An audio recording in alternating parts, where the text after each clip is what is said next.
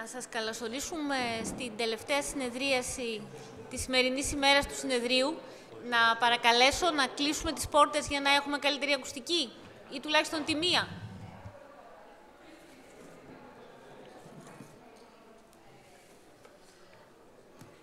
Όλη τη σημερινή ημέρα είχαμε την ευκαιρία να ακούσουμε τα μέλη των κοινοτήτων ελεύθερου και ανοιχτού λογισμικού να μας ενημερώνουν είτε για επιχειρηματικά μοντέλα διαχείρισης του ελεύθερου λογισμικού, είτε για διάφορες εφαρμογές και τομείς στους οποίους έχουν διαλέξει να αναπτύξουν εφαρμογές.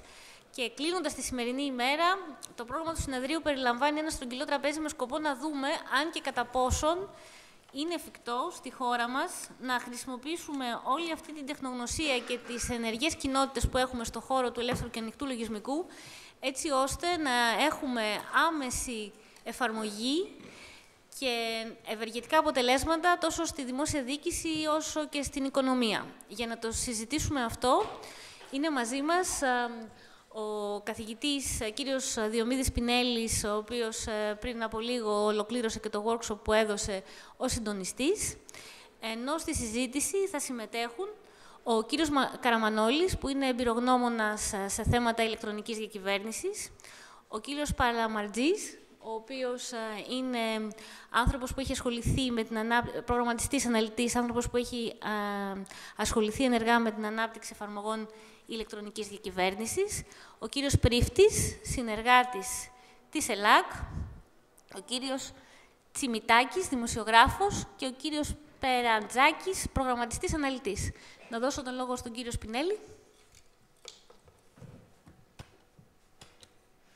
Καλησπέρα και από μένα. Ξεκινάμε, θα κάνουμε 4 κύκλους, διατυπώνοντας κάποιες θέσεις από τη δικιά μας πλευρά σαν συντονιστές και μετά θα δώσουμε και τον λόγο, πιστεύω, στο τέλος κάθε ερώτησης και στο ακροατήριο για να έχουμε και τις δικές σας αντιδράσεις. Το θέματα τα οποία θα κοιτάξουμε έχουν να κάνουν με το ελεύθερο λογισμικό, τα ανοιχτά δεδομένα, την διαφάνεια και τα κοινά, οι 4 θεματικές κατηγορίες, και ξεκινάω από την πρώτη που έχει να κάνει με το ελεύθερο λογισμικό ανοιχτού κώδικα. Αυτό που έχουμε δει πια είναι ότι είναι μια καθιερωμένη πρακτική, δεν είναι κάτι το καινοτόμο, και για τις μεγαλύτερες εταιρείες πληροφορικής διεθνώς είναι κάτι το οποίο το έχουν προσαρμόσει στη στρατηγική τους, και κοιτάζουμε να δούμε ποια είναι η σχέση του με την δικιά μας χώρα. 2 απόψεις εδώ πέρα. Η μία που λέει ότι το ανοιχτό λογισμικό είναι κάτι το οποίο βοηθάει την χώρα μας, έχει χαμηλότερο κόστος, αυξάνει την παραγωγικότητα, δημιουργεί τοπική τεχνογνωσία, μειώνει τις εξαρτήσεις του δημοσίου από συγκεκριμένους προμηθευτές. Η άλλη άποψη λέει ότι το συνολικό κόστος ιδιοκτησίας τελικά είναι ψηλότερο. Ο κλάδος στην Ελλάδα των εταιριών πληροφορικής και τηλεπικοινωνιών δεν έχει την τεχνογνωσία που χρειάζεται για να υποστηρίξει τέτοιες λύσεις και δεν μπορεί να υποστηρίξει με αυτόν τον τρόπο τις ανάγκες της αγοράς. Επομένως, αυτό είναι η ερώτηση που θέλω να θέσω εδώ πέρα στους συμμετέχοντες και σε εσάς να συζητήσουμε.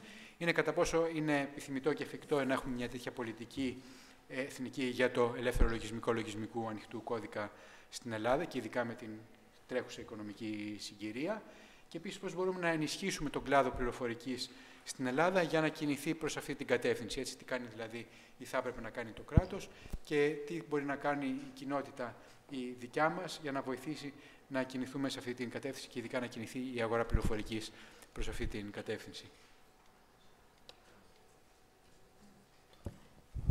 Ακούγομαι μάλλον. Γενικά, νομίζω ότι κάνουμε μια συζήτηση για την οποία έχουν δοθεί απαντήσεις σε διεθνές επίπεδο και υπάρχουν πολλά case studies και καλές πρακτικές για το κατά πόσο το ανοιχτό λογισμικό έχει βελτιώσει την παροχή ηλεκτρονικών υπηρεσιών προς πολίτες και έχει λειτουργήσει ως βασικός μοχλός για την ανάπτυξη μιας εθνικής και τοπικής αγοράς πληροφορικής. Άρα και δεδομένης της κρίσης της σημερινής συγκυρίας, η οποία απαιτεί αποτελεσματικές λύσεις, γρήγορες υλοποιήσεις, απαιτεί μεγαλύτερη διαφάνεια στον τρόπο που υλοποιούνται τα έργα πληροφορικής και μεγαλύτερη αποτελεσματικότητα, το ανοιχτό λογισμικό είναι η επιλογή που θα διασφαλίσει όλα αυτά τα πράγματα. Τώρα, το θέμα είναι πώς μπορούμε περισσότερο να διαδώσουμε το ανοιχτό λογισμικό στη δημόσια διοίκηση. Εδώ είναι και γενικά στον ιδιωτικό τομέα, εδώ είναι καθαρό θέμα κινήτρων. Χρειάζεται να θεσπιστούν κίνητρα στις εταιρείες που δουλεύουν σε ανοιχτό λογισμικό, απασχολούν developers που δουλεύουν σε αυτές τις πλατφόρμες και παράγουν αξία, και η αξία αυτή δεν είναι αξία που εντοπίζεται στις άδειες χρήσης, αλλά αξία εργασίας. Έτσι χρειάζονται κίνητρα που θα μπορούσε να πει κανείς, ακόμα και φορολογικά κίνητρα για αυτές τις επιχειρήσεις. Χρειάζεται ενίσχυση των startups, των νεοφυών επιχειρήσεων που για μια startup, για παράδειγμα, η οποία ξεκινάει να δουλεύει και να αναπτύσσει λύσεις πληροφορικής, και πάλι το ανοιχτό λογισμικό είναι μονόδρομος, γιατί δεν έχει αρχικά κόστη αγοράς αδειών κτλ. Και σίγουρα σε επίπεδο δημόσιας διοίκησης θα πρέπει να διασφαλιστεί ισότιμη αντιμετώπιση του ανοιχτού λογισμικού με το εμπορικό. Άρα, νομίζω αυτά τα τρία επίπεδα θα μπορούσαν να συνθέσουν κάποιες βασικά περιεχόμενα μιας ενιαίας προσέγγισης για την αντιμετώπιση του ανοιχτού λογισμικού συνολικά. Να πω, δεν απαραίτητο να πηγαίνουμε γραμμικά, έτσι όποιος αισθάνεται ότι θέλει να απαντήσει ή να προσφέρει. Ονομάζομαι Βασίλης Περαντζάκης, όπως είπαν και πριν. Καταρχήν, εγώ να σας πω ότι είμαι προγραμματιστής αναλυτής, είμαι computer geek, πειρατής, και αυτό που θέλω να πω βασικά είναι ότι σήμερα οι ελληνικές εταιρείες πληροφορικής, επειδή εργάζομαι σε μια τέτοια εταιρεία, το βασικό πρόβλημά τους είναι ότι θεωρούν οι περισσότεροι πως ανοιχτό λογισμικό ίσον και δωρεάν λογισμικό. Θεωρούν δηλαδή ότι δεν υπάρχει επιχειρηματικό μοντέλο το οποίο μπορεί να εκμεταλλευτεί το ανοιχτό λογισμικό και να δώσει θέσεις εργασίας. Είναι όμως λάθος. Αυτό το παράδειγμα το βρίσκουμε και στο εξωτερικό. Υπάρχουν εταιρείες οι οποίες έχουν επικεντρωθεί στην χρήση και στην προώθηση του ανοιχτού λογισμικού και έχουν πετύχει πολύ καλά. Στην Ελλάδα έχουν δραστηριοποιηθεί και τέτοιες εταιρείες στον ιδιωτικό τομέα. Τώρα, εγώ μιλάω καθαρά από την πλευρά του ιδιωτικού. Θα πω μετά και για το δημόσιο, τη γνώμη μου, γιατί δεν είμαι σε αυτόν τον τομέα. Λοιπόν, και γενικά, αυτό που πιστεύω ότι χρειάζεται πριν και από τα κίνητρα ακόμα, είναι επιμόρφωση. Να γνωρίζει ο κόσμος ότι δεν μιλάμε μόνο για το κλασικό μοντέλο του ότι παράγουμε κάτι και το πουλάμε και είναι κλειστό και τελείωσε. Δεν πουλάμε μία ντομάτα, πουλάμε μία υπηρεσία. Είναι πολύ σημαντικό να επεκταθεί αυτό στον τομέα της πληροφορικής στο ανοιχτό λογισμικό, και έτσι θα υπάρχει και περισσότερος κόσμος, περισσότερη υποστήριξη και περισσότερες δυνατότητες επέκτασης από εκεί πέρα και στον δημόσιο τομέα. Και αυτό νομίζω θα καλύψει και το θέμα του κόστους, της φοβίας αυτής που υπάρχει, ότι ίσως το ανοιχτό λογισμικό στο τέλος να κοστίζει περισσότερο. Δεν ισχύει όμως, γιατί και τα παραδείγματα που έχουμε μέχρι τώρα της χρήσης στο εξωτερικό λένε το ακριβώς ανάποδο, ότι το ανοιχτό λογισμικό έριξε κατά πολύ το κόστος συντήρησης και απέδωσε περισσότερο στην εργασία. Αυτά είχα να πω. Ευχαριστώ. Τελικά πάμε γραμμικά, βλέπω. Εγώ είμαι ο Γιώργος Παλαμαριζής, συνάδελφος με τους προαναλύσαντες. Πιστεύω ότι πρέπει να είναι εθνική στρατηγική. Μπορεί να επιτευχθεί με πάρα πολλούς τρόπους, αλλά η ουσία είναι με χρηματοδότηση. Ό,τι δεν ακουμπάει χρήμα, δεν πραγματώνεται. Και η μεγάλη διαφορά από το κλειστό με το ανοιχτό είναι ότι τα χρήματα πάνε σε ανθρώπους και όχι σε άδειες. Ακόμα και αν υπήρξε μεγαλύτερο κόστος ή ισόπουσο κόστος, είναι πολύ προτιμότερο να αναπτυχθούν θέσεις εργασίας και να μείνει η τεχνογνωσία και η δύναμη στον κόσμο που θα είναι εδώ, από ότι να δοθεί σε άδειες πολυεθνικών. Η εμπειρία μου η μικρή από το Δήμο Αθηναίων με τη στρατηγική που ξεκινήσαμε για να εφαρμόσουμε ελεύθερο λογισμικό, μπορώ να σας πω ότι είναι πολύ θετική.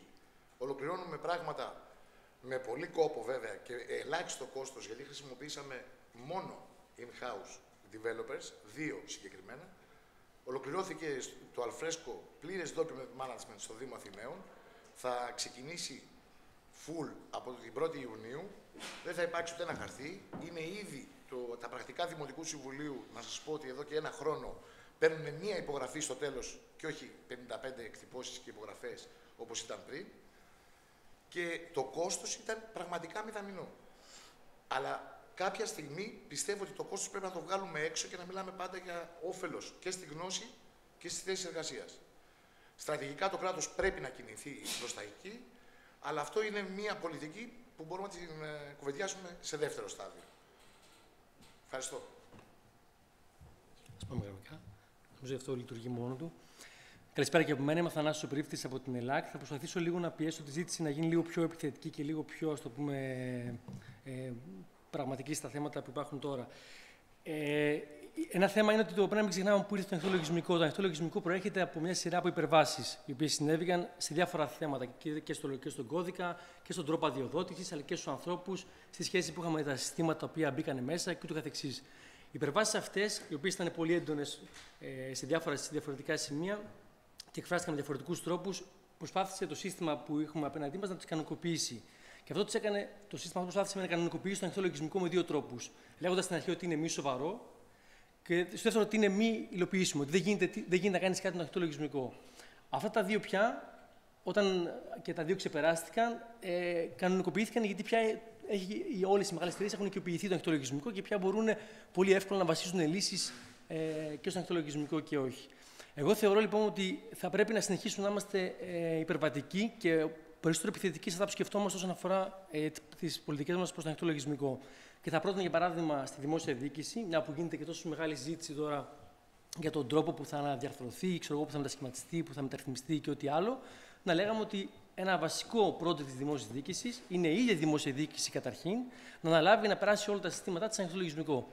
Εμείς πρέπει να έχουμε τέτοιου είδους ιδέες μπροστά μας, δηλαδή ιδέες που ξεπερνούν την κατάσταση όπως τώρα έχουν μάθει να αντιχειριζόμαστε οι διάφοροι άνθρωποι γύρω μας. Άρα, ένας στόχος, όλα τα συστήματα της δημόσιας διοίκησης θα πρέπει σταδιακά, με ευθύνη της ίδιας της δημόσιας διοίκησης, να περάσουν σε ανοιχτό λογισμικό. Και αυτό θα πρέπει να είναι ένα βασικό αίτημα που θα γίνεται προς όλους. Δεύτερο, φυσικά χρειάζονται χρήματα. Και εδώ, όπως τα υπόθηκε και πριν, τα χρήματα θα πρέπει να δούμε πού υπάρχουν. Και υπάρχουν, για παράδειγμα, στο ΕΣΠΑ, υπάρχουν στον προϋπολογισμό. Τα χρήματα αυτά πρέπει να είναι δεμένα με κριτήρια και με αξιολόγηση, η οποία εσύ θα σχετίζεις με το ανοιχτό λογισμικό. Δηλαδή, πόσο φορείς της δημόσιας διοίκησης θα προχωρούν τα έργα που θα έχουν αναλάβει να κάνουν σε ανοιχτό λογισμικό. Δεύτερο κομμάτι. Οι εταιρείες που θα έρχονται και θα παίρνουν χρήματα από αυτή τη διαδικασία και κυρίως από το ΕΣΠΑ και θα παίρνουν χρήματα για να αναπτύσσουν λύσεις πάνω στο ανοιχτό λογισμικό, θα πρέπει να απαντάνε πίσω στις κοινότητες του ανοιχτού λογισμικού στα οργανωμένα αιτήματα τα οποία εκείνη θα πρέπει να έχει.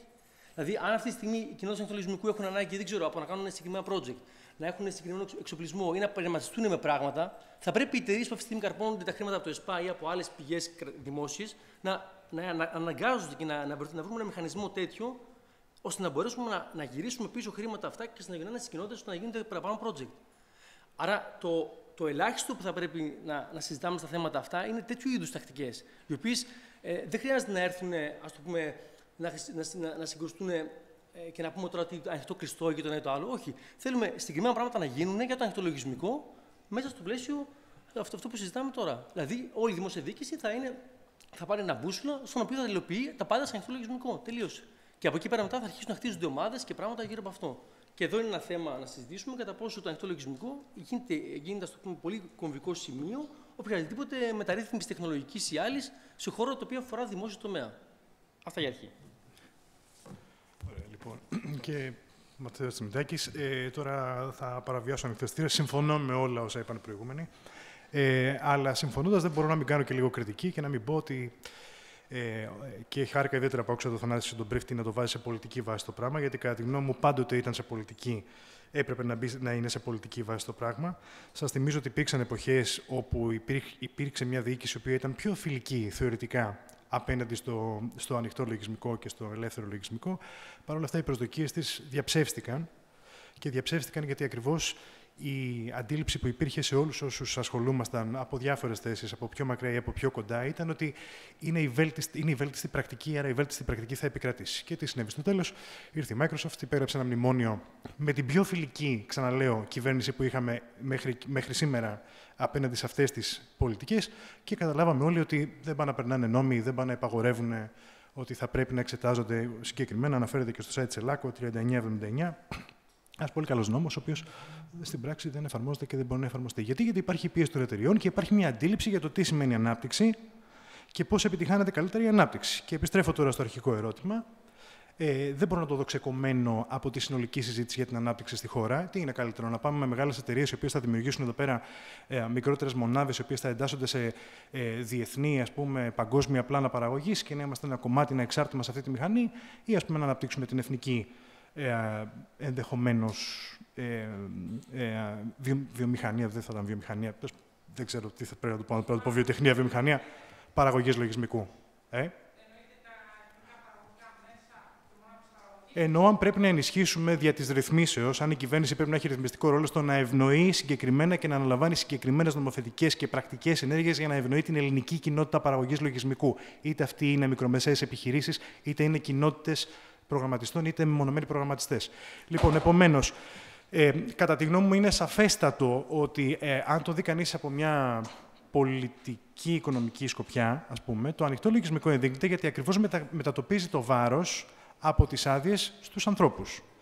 Και ιδιαίτερα σε μια εποχή κρίσης, αυτό που χρειαζόμαστε είναι άνθρωποι που θα αναπτύξουν καινοτόμες εφαρμογές, οι οποίες στη συνέχεια ενδεχομένως θα είναι και χρήσιμες και πέρα από το δημόσιο. Δηλαδή, κάποιες φορές μας συμφέρει να χάνει το δημόσιο, να δίνει περισσότερα, εάν υποθέσουμε ότι αυτή είναι μια κριτική που ασκείται, γιατί αυτό το παίρνει πίσω από άλλες οδούς. Για παράδειγμα, το να χρηματοδοτεί το δημόσιο είτε μέσω επιδοτήσεων, είτε μέσω διαγωνισμών, είτε με οποιοδήποτε άλλο τρόπο. Με ένα εθνικό σχέδιο την ελληνική κοινότητα παραγωγής λογισμικού είναι κάτι το οποίο μπορεί να αποδώσει μέσω μακροπρόθεσμα από την ανάπτυξη εταιριών οι οποίες θα έχουν εξαγωγική δραστηριότητα. Παράδειγμα. Εντάξει. Επομένως, εάν μιλάμε για δημόσια πολιτική στο λογισμικό, για μένα είναι απολύτως σαφές ότι θα έπρεπε να υπάρχει, να θεσμοθετηθεί καταρχήν ένα εθνικό σχέδιο δράσης, το οποίο να περιλαμβάνει και την επιβολή του ανοιχτού και ελεύθερου λογισμικού στη διοίκηση. Και εδώ θα ανοίξω άλλη μια παρένθεση. Το δημόσιο δεν είναι ένας οποιοσδήποτε πελάτης ή ένας οποιοσδήποτε χρήστης αυτών των τεχνολογιών. Το δημόσιο είναι ένας από τους 3 πυλώνες ανάπτυξης αυτού που λέμε ψηφιακή επανάσταση, ψηφιακή τεχνολογία. Δηλαδή, αν ο ένας είναι οι telecoms και ο άλλος είναι οι κοινότητες και οι εταιρείες παραγωγής λογισμικού, ο τρίτος είναι το δημόσιο. Γιατί το δημόσιο έχει τα δεδομένα και έχει και την ανάγκη αυτών των τεχνολογιών.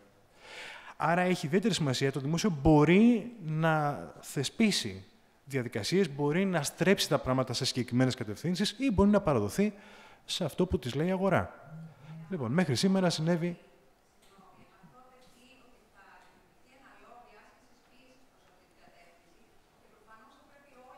Ναι. Ήθελα λοιπόν να κλείσω λέγοντας αυτό, ότι μέχρι σήμερα είχαμε το e-business forum, το οποίο ασχολούνταν με αυτά τα πράγματα, αυτό το θυμάστε από την κοινωνία της πληροφορίας, αφορούσε εταιρείες. Δεν έχουμε ακόμα κάτι το οποίο να είναι ευρύτερο, να περιλαμβάνει και τις κοινότητες και τους προγραμματιστές, τους μεμονωμένους και τις μικρότερες εταιρείες και το οποίο να βάζει τα πράγματα όχι μόνο σε αυστηρά οικονομική βάση, αλλά και σε λίγο πιο πολιτική, γιατί τα επίδικα είναι πιο πολιτικά και να πιέζει για αυτά που λέγαμε προηγουμένως. Η κοινότητα των προγραμματιστών μέχρι σήμερα είναι μια κοινότητα η οποία ήταν πολύ στενά προσδιορισμένη μέσα στα οικονομικά πλαίσια των startups και της αγοράς και κατά τη γνώμη μου ανάγκη να σπάσει αυτό και να αποκτήσει και λίγο πιο πολιτικό λόγο. Σας θυμίζω και κλείνω με αυτό ότι ο κύριος Βολουδάκης, αν θυμάμαι καλά, γραμματέας ηλεκτρονικής διακυβέρνησης, υφυπουργός, να μην ξέρετε. Εντάξει, ωραία. Συγγνώμη. Αναιρώντας την πραγματικότητα το πνεύμα που διείπε ή τουλάχιστον που προσπαθούσαν διάφορα άνθρωποι στις προηγούμενες κυβερνήσεις να διέπει τη λειτουργία του κράτους, δεν μιλάει πια γι' αυτό καθόλου. Μιλάει μόνο με τις μεγάλες επιχειρήσεις. Γίνονται έργα πληροφορικής κατά κόρον και τώρα ξεκινάνε ξανά και δεν ακούμε τίποτα για ελεύθερο λογισμικό. Υπάρχει μια σαφής άποψη σε αυτή την κυβέρνηση, για τη συγκεκριμένη κυβέρνηση, για το τι σημαίνει ανάπτυξη και σε αυτό το τομέα. Ευχαριστώ πολύ. Έχουμε σχόλια από κάτω και βλέπω ότι υπάρχουν και είναι πολύ καλό. Απλώς να συμπληρώσω, πιθανώς να υπάρχει και μία αντίθεση του ανοιχτού λογισμικού με τους εθνικούς προμηθευτές. Έτσι είναι πολύ πιο εύκολο να πουλήσεις 1000 άδειες ενός προϊόντος από το να αναπτύξεις κώδικα. Και είδαμε το καλό παράδειγμα χρήσης ότι έγινε από ανθρώπους μέσα από τον οργανισμό, ίσως γιατί δεν ήταν εύκολο να βρείτε έναν προμηθευτή να δουλέψει με εσάς. Ναι. Μικρόφωνο, αν σας βαλεύει. Ναι, Παναγιώτης Κρανιδίατος ονομάζομαι και εγώ διαχειριστής συστημάτων είμαι. Έχουμε κάνει ένα λάθος, νομίζω, γενικότερα όλα αυτά τα χρόνια. Και το κάνουμε και τώρα και σε αυτό το πάνελ. Θέτουμε 2 στρατόπεδα. Εμείς, οι καλοί αναρχοαυτόνομοι προγραμματιστές του ελεύθερου λογισμικού, ο κόσμος, ξέρεις, της ελευθερίας γενικά και των όλων open και οι κακές. Όχι, να το τελειώσω. Και οι κακές εταιρείες. Αν έλεγα αυτό, δεν θα έλεγα ότι η κυβέρνηση Παπανδρέου ήταν η πιο φιλική απέναντι στο ελεύθερο λογισμικό. Ναι, όχι, γενικά το λέω. Γενικά. Είναι ένα λάθος που κάνουμε συνέχεια. Το λέω και το κάνω και εγώ, το κάνουμε όλοι μας.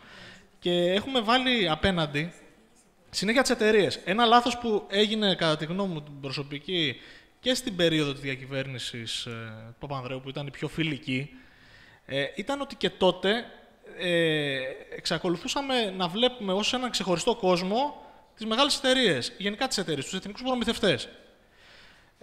Οι εθνικοί προμηθευτές πρέπει να καταλάβουμε ότι όλο αυτό, και δεν μπαίνω τώρα στη διαδικασία να γίνω ο τιμητής των εθνικών προμηθευτών, αλλά υπάρχουν και αυτοί.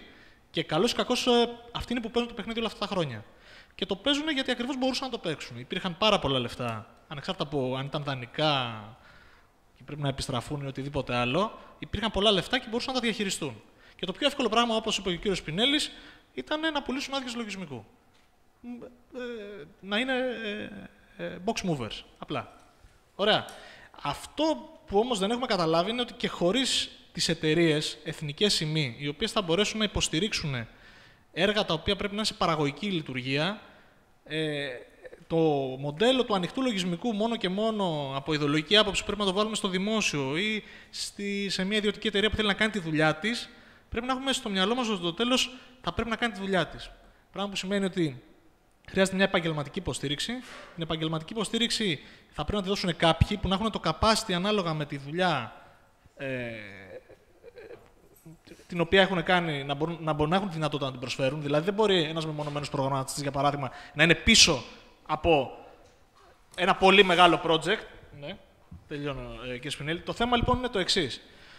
Ότι, κατά τη γνώμη μου, στόχος είναι δεν πρέπει να έχουμε αυτόν τον διαχωρισμό οι καλές εταιρείες, οι κακές εταιρείες.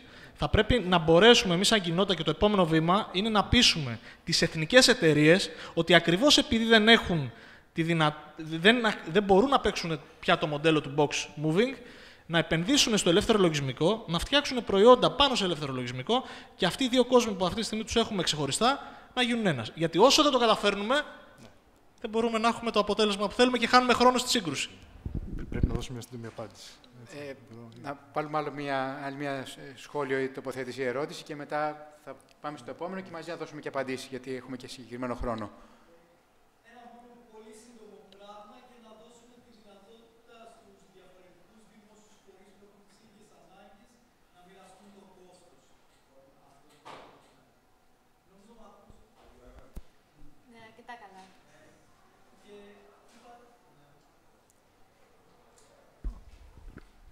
Ναι.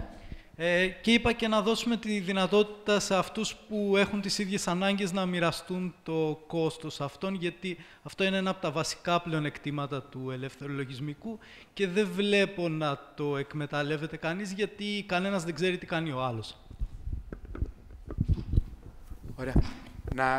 Υπήρχε κάποια παρατήρηση, εδώ δεν θα περάσουμε από όλους μόνο γιατί δεν έχουμε το χρόνο. Αν κάποιος θέλει να σχολιάσει κάτι. Μόνο μια φράση. Εγώ δεν επεννοήσα ποτέ ότι θα πάμε χωρίς τις εταιρείες. Εντάξει, θα ήταν αφελές.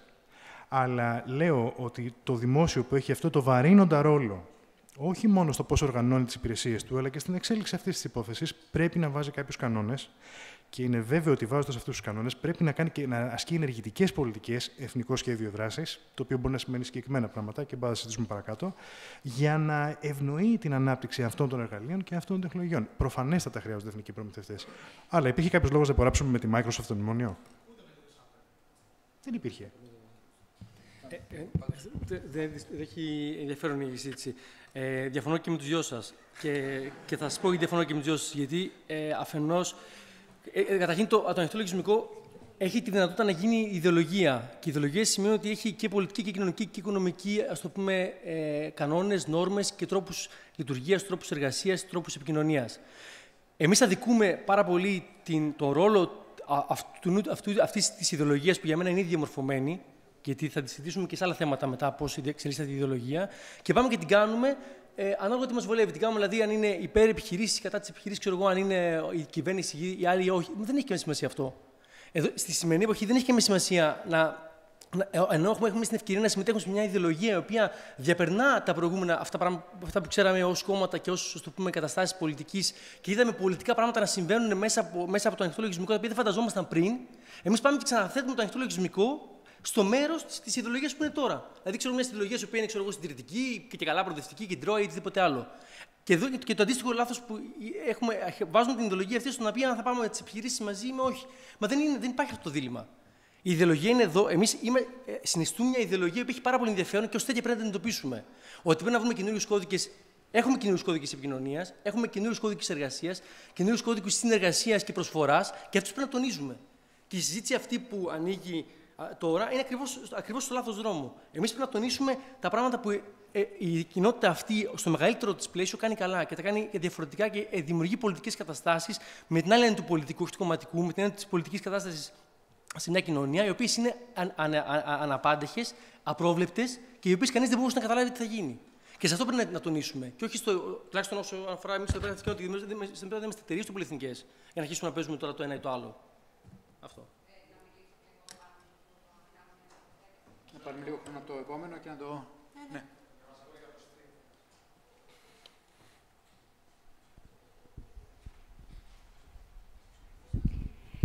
Νομίζω ότι ουσιαστικά πρέπει να γίνει μια αλλαγή φάση στην οτροπία τη δική σας, δηλαδή από πειρατές να γίνετε πολεμιστές. Τώρα βάζω και τον εαυτό μου μέσα γιατί είμαι καινούργια στο χώρο. Αυτό που είναι πάρα πολύ σημαντικό είναι να αναδυθείτε σαν αντίθετος πόλος. Δεν έχετε πραγματική ταυτότητα, δηλαδή συμφωνώ απόλυτα ότι πρέπει να βγει το πολιτικό πλαίσιο, το κοινωνικό και το οικονομικό της φιλοσοφίας σας, όχι ιδεολογία, είναι λάθος να το λέτε ιδεολογία, είναι φιλοσοφία.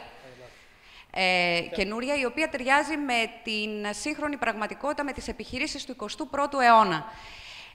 Αυτό λοιπόν που είναι πάρα πολύ σημαντικό είναι δυναμικά να ταυτοποιηθούμε όλοι μαζί, όλες οι εταιρείες ανοιχτού λογισμικού, να αποτελέσουμε ένα ισχυρό λόμπι, αλλά και να έρθουμε σε σύγκρουση ανοιχτή. Γιατί δηλαδή, εδώ χρειάζεται πόλεμος. Δεν υπάρχει περίπτωση οι πολιτικοί να μας λάβουν σοβαρά υπόψη τους, γιατί πρώτον δεν έχουν γνώσεις, δεύτερον, αν εμείς δεν βγούμε μπροστά να δείξουμε ποιοι είμαστε, σε αντιστοίχηση με τον άλλο πόλο, δεν θα μπορέσει να φανεί αυτό που πραγματικά έχουμε να δώσουμε. Και μάλλον τα πλεονεκτήματα τα οποία έχουμε. Πάντως, μόλις ορίσατε την ιδεολογία, το λέω, επειδή είπατε ότι δεν είναι ιδεολογία. Αυτό που κάνατε ήταν να δώσετε χαρακτηριστικά μια ιδεολογία, δηλαδή δεν ήταν.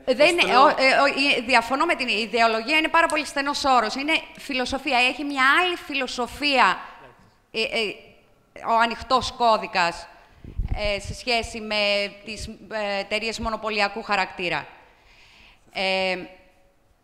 Εγώ αυτό έχω να πω, ότι ουσιαστικά πρέπει όλοι μαζί να συσπηρωθούμε, να βγάλουμε το, πώς να το πω, διακήρυξη, τα επιχειρήματα, την πολιτική τοποθέτησή μας. Αυτό. Ναι, ένα σχόλιο και μετά να περάσουμε στο επόμενο. Όχι, εγώ θα θέλω να εισάγω στη συζήτηση άλλες δύο παράμετρους. Η μία είναι ότι υπάρχουν πολλές σημειακές, πολλές υλοποιήσεις και δημοφιλείς υλοποιήσεις από την πλευρά της δημόσιας διοίκησης, οι οποίες έχουν βασιστεί σε ανοιχτό λογισμικό. Χαρακτηριστικό παράδειγμα είναι το πρόγραμμα Διάβια, το οποίο ενσωματώνει μια συνολική κουλτούρα ενός ανοιχτού συστήματος, τόσο στον τρόπο που έχει υλοποιηθεί, αλλά και στον τρόπο που παρέχει τα δεδομένα. Ένα άλλο παράδειγμα ήταν πολλά έργα του προηγούμενου κοινοτικού πλαισίου στήριξης, τα οποία ένα μεγάλο μέρος αυτός, το οποίο ήταν δικτυακοί τόποι, δήμων κτλ. Και αυτό υλοποιήθηκε σε ανοιχτό λογισμικό. Υπήρχε επιτυχία στην υλοποίηση αυτή. Άρα, θέλω να πω... Ακριβώς. Άρα, τι θα προσπαθούσαμε να πετύχουμε. Θα πρέπει να λάβουμε υπόψη μας και μια τρίτη παράμετρο, συνεχίζοντας. Έτσι, πριν οδηγηθούμε σε κάποιο συμπέρασμα, ότι υπάρχουν κάποιες θεσμικές προϋποθέσεις στις οποίες θα μπορούσε η δημόσια διοίκηση να στηριχθεί και να ακολουθήσει αυτή τη φιλοσοφία. Τη φιλοσοφία δηλαδή το ότι οι συναλλασσόμενες εταιρείες πληροφορικής με τη δημόσια διοίκηση δουλεύουν με μια ανοιχτή λογική. Αυτός είναι ο νόμος για την ηλεκτρονική διακυβέρνηση, ο οποίος λέει, για παράδειγμα, ότι θα πρέπει να λειτουργεί αποθετήριο εφαρμογών και θα πρέπει κάθε έργο πληροφορικής που παραδίδεται να τοποθετείται σε αυτό το αποθετήριο. Και στη συνέχεια, στην προμήθεια ενός παρόμοιου συστήματος πληροφορικής, θα πρέπει να εξετάζεται αν αυτό το λογισμικό δεν είναι στο αποθετήριο ώστε να προχωράει η προμήθεια.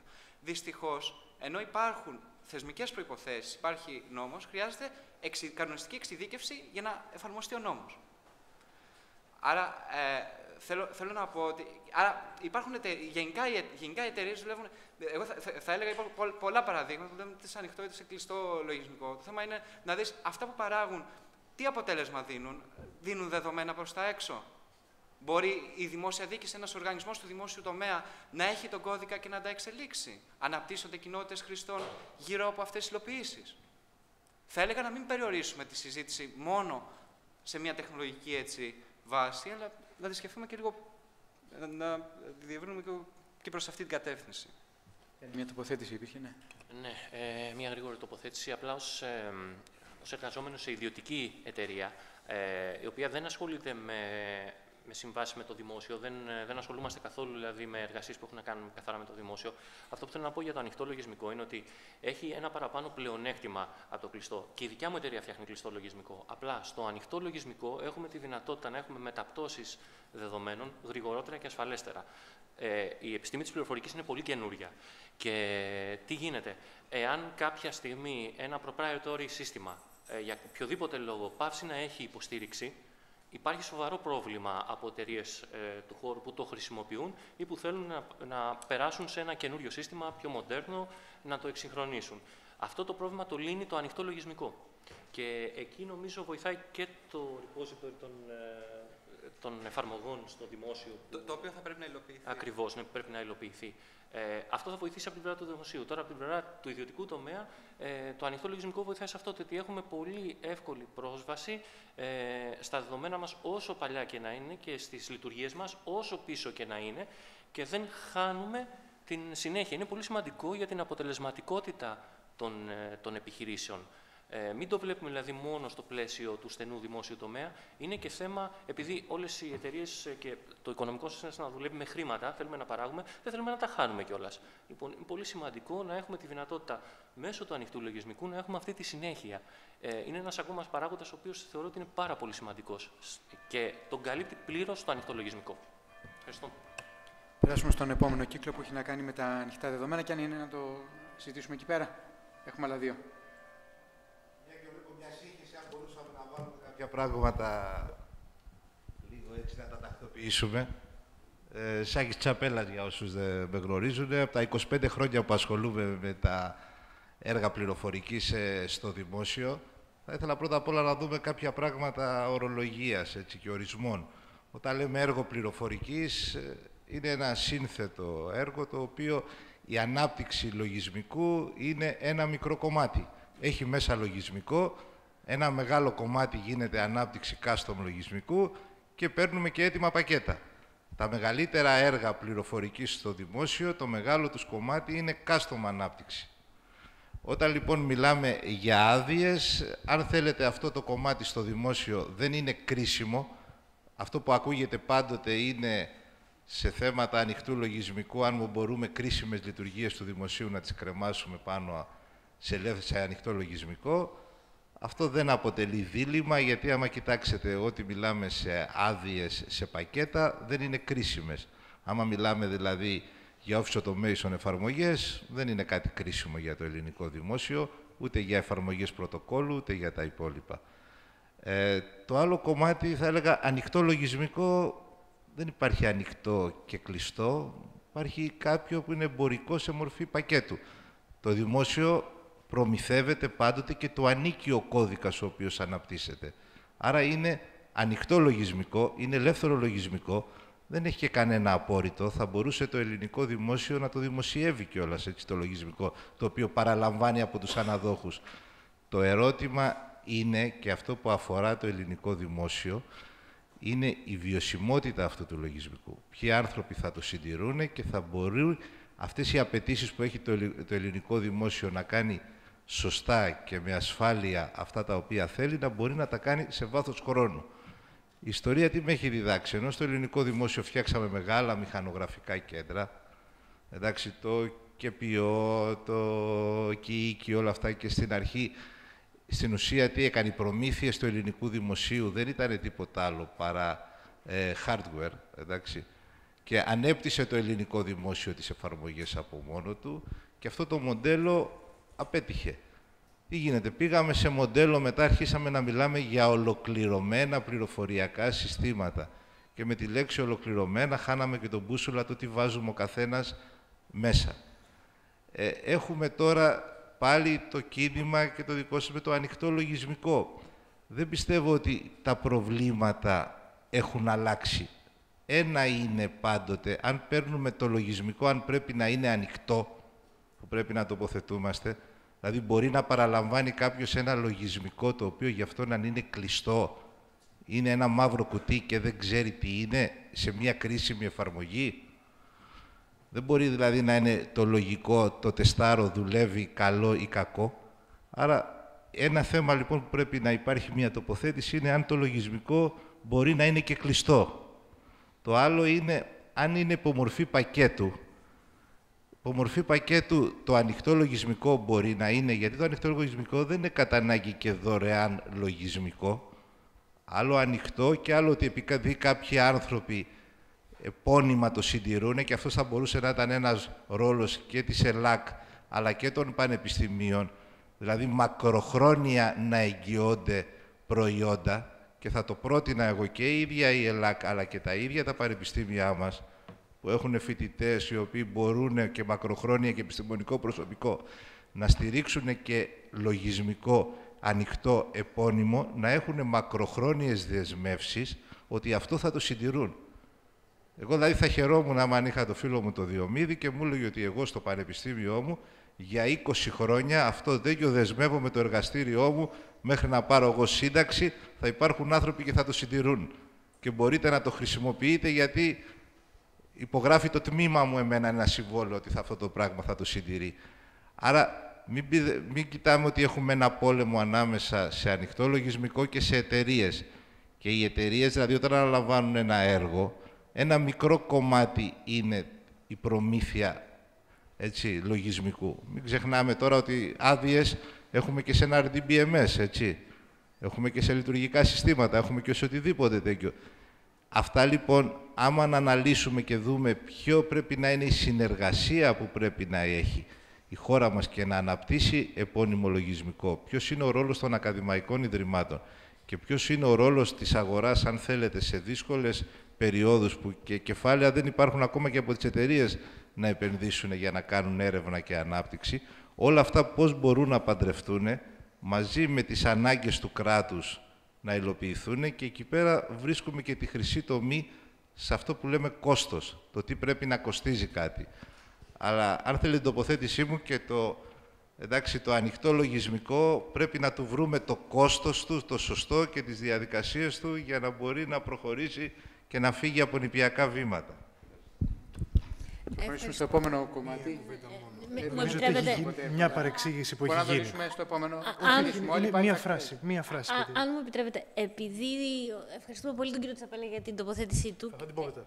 Ναι, έθιξε κάτι που θα το συζητήσουμε ούτως ή άλλως στο τέλος της συζήτησης, διότι νομίζω ότι αυτό που έκανε είναι τοποθέτησε την ανάπτυξη και τη διαχείριση τουλάχιστον του λογισμικού που αναπτύσσεται για το δημόσιο σαν ένα δημόσιο πόρο.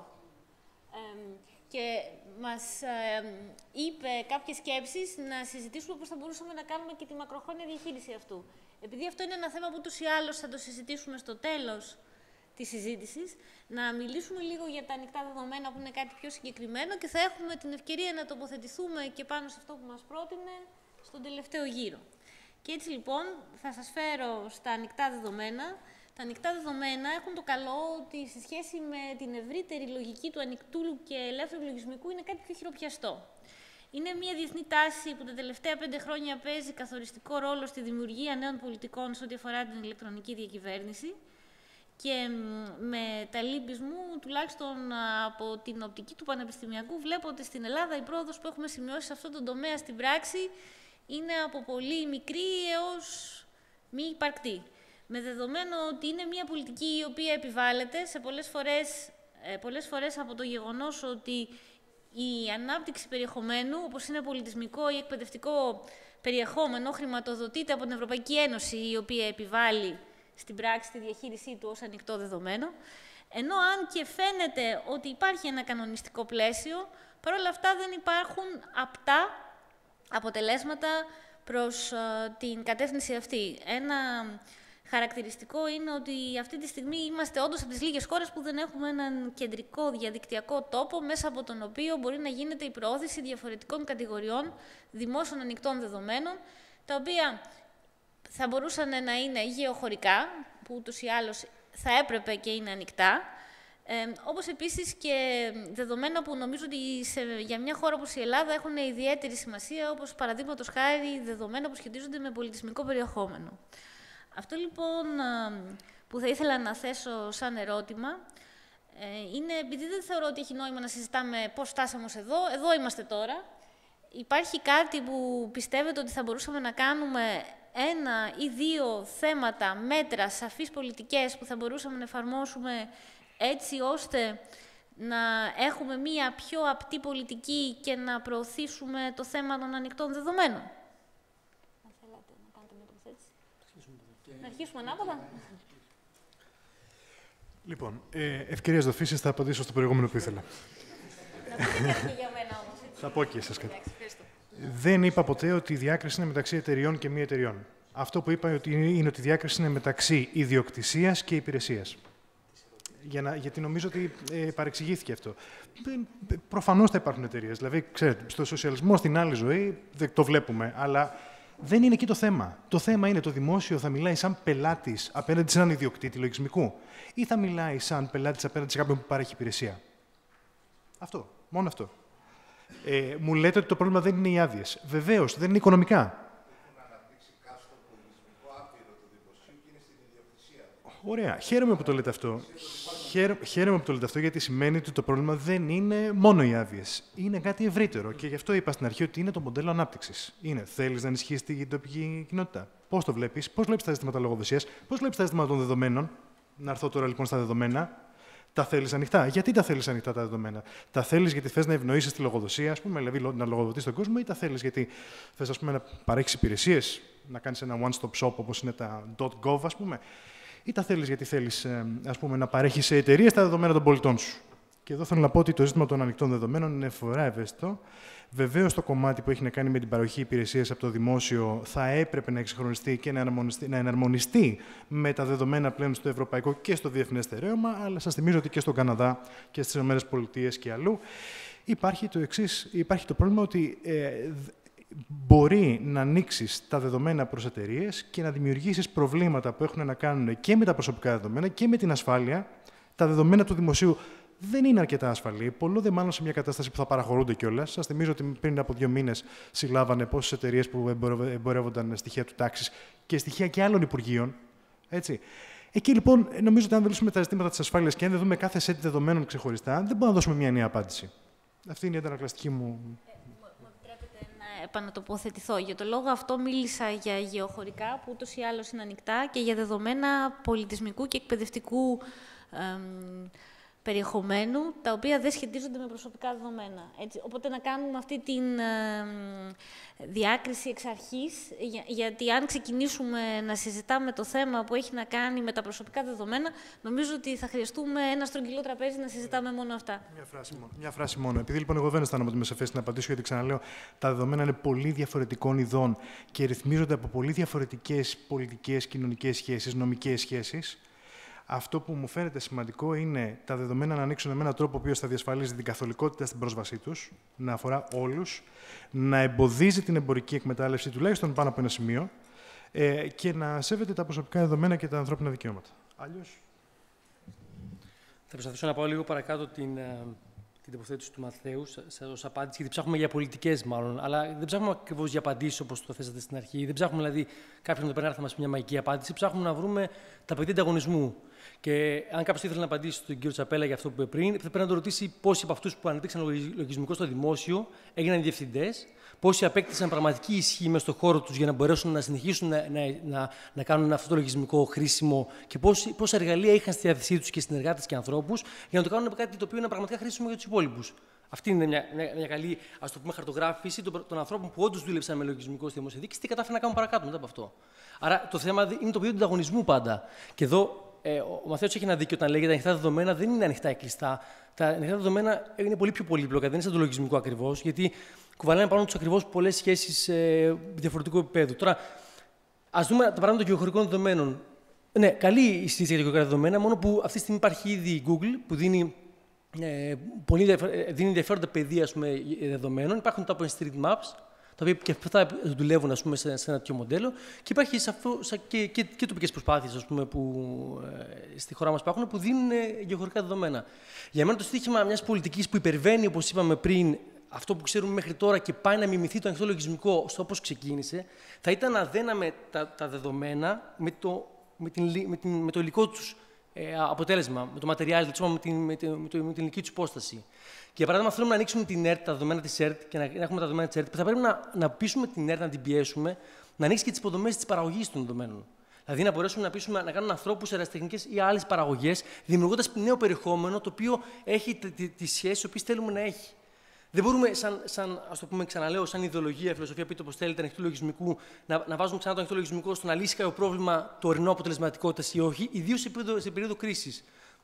Πρέπει να σκεφτούμε στο επόμενο στάδιο. Και το ερώτημα είναι, εάν αυτή τη στιγμή εμείς μπορούμε να πιέσουμε δήμους, καλή ώρα το 984 της Αθήνας, γιατί να μην ανοίξει τις υποδομές του και να γίνουν, ας το πούμε, εκπομπές, οποιονδήποτε αισθάνεται ότι είναι έτοιμος να κάνει ερασιτεχνικό ραδιόφωνο. Αυτό είναι το περιεχόμενο το οποίο θα είναι ανοιχτό με την έννοια του ανοιχτού λογισμικού, με την έννοια της υπέρβασης. Γιατί ανοιχτό με την έννοια της άδειας, εντάξει, μετά μπλέκουμε σε διάφορα θέματα. Αυτή είναι η δική μου παρέμβαση. Θα ήθελα να σκεφτούμε μια υπέρβαση σε σχέση με τα δεδομένα, η οποία έχει σχέση και με το υλικό κομμάτι των δεδομένων και όχι μόνο με το πώς αυτά διατίθενται ή όχι για εμπορικό ή όχι σκοπό.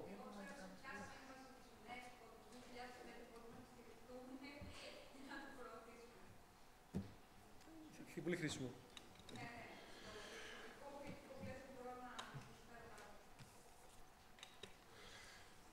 Η Ελλάδα έχει ένα προσόν που δεν το έχει καμία άλλη χώρα στην Ευρώπη και είναι ο αριθμός των νησιών της και ο αριθμός των λιμανιών της. Σας προκαλώ να γκουγκλάρετε και να ψάξετε και να βρείτε τον ακριβή αριθμό των λιμανιών. Σας προκαλώ να δείτε πόσες είναι οι θέσεις που μπορεί να σταθμεύσει αλλιευτικό σκάφος ή τουριστικό. Κατάγομαι και έχω μεγαλώσει στην Κάλυμνο, που έχει το μεγαλύτερο αλλιευτικό στόλο ενεργό αυτή τη στιγμή στη Μεσόγειο, με 469 αλλιευτικά σκάφη. Πριν 10 χρόνια ήταν 3.000, για να καταλάβετε. Δεν υπάρχει κανένα τέτοιο δεδομένο. Είναι δυνατόν να μιλάμε το 2013 να μπορεί να έρθει οποιοδήποτε τουριστικό σκάφος και να μην υπάρχει μια δωρεάν εφαρμογή εδώ ή ακόμα και επιπληρωμή που να μπορεί να κρατήσει τη θέση σε ένα λιμάνι της Λευκάδας, σε ένα λιμάνι της Ζακίνθου, σε μια μαρίνα της ΚΟ, οποιοσδήποτε τουρίστας, στο πιο ακριβό σπορ, εντός εισαγωγικών, γιατί είναι πάμφινο, αν το ψάξετε, τουρισμού της Ελλάδας. Και μιλάμε ακόμα για ανοιχτά δεδομένα. Έπρεπε να ήταν χθες. Και δεν είναι θέμα μόνο πολιτικής, είναι και θέμα εφαρμογής. Είναι θέμα απλής κοινής λογικής. Όταν ψάχνουμε να βρούμε πολλές φορές δόλο πίσω από πράγματα, αυτό μου το έχει πει ένας πολύ σοφός άνθρωπος, το πρώτο πράγμα που θα σκεφτείς είναι η βλακεία. Γιατί απλά δεν το σκέφτηκε. Γιατί απλά δεν είχε ένα σύμβουλο δίπλα του. Αυτή τη στιγμή έχουν γίνει 2 εφαρμογές από το Δήμο Αθηναίων. Τη μία την έχετε δει, είναι ιδιωτικές εταιρείες και οι 2 και παρέχονται δωρεάν για τους Έλληνες, επιπληρωμή μικρή για τους τουρίστες. Η μία είναι ένα κιόσκι στις αφίξεις των εκτός Σέγγεν χωρών στο Ελβενιζέλος, το οποίο δίνει ένα βασικό τουριστικό χάρτη, ο οποίος ελπίζουμε να τον ολοκληρώσουν καλύτερα.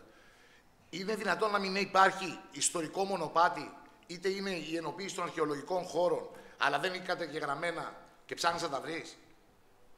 Βάζεις να βρεις το κεραμικό και δεν υπάρχει διεύθυνση ακριβής στην Πειραιώς, ώστε να το πάει κατευθείαν στο Google Maps ή οποιοδήποτε άλλη εφαρμογή και ψάχνεις το κημητήριο του κεραμικού και το γκουγκλάρεις πρώτα για να το βρεις μέσω τρίτης εφαρμογής. Τα πιο απλά ανοιχτά δεδομένα απλά δεν τα είχαν σκεφτεί και δεν είχαν την πρόνοια. Δηλαδή δεν θεωρώ ότι υπάρχει δόλος. δεν ήταν μέσα στην εθνική στρατηγική της Ελλάδας. Για την επόμενη πενταετία η Γερμανία ανακοίνωσε ότι τα ανοιχτά δεδομένα της Ευρώπης θα αποφέρουν έσοδα από ιδιωτική εκμετάλλευση της τάξης των 126 δισεκατομμυρίων ευρώ. Είναι πραγματικές μελέτες. Ήμουνα πρόσφατα για μια δουλειά αντίστοιχη στο Παρίσι. Αν δείτε τη χρυσή ευκαιρία, την Yellow Pages, χρυσό οδηγό, στο Παρίσι, το τι σου προσφέρει ως δεδομένο, συγγνώμη, αλλά επιστρέφεις στην Ελλάδα και κλαις.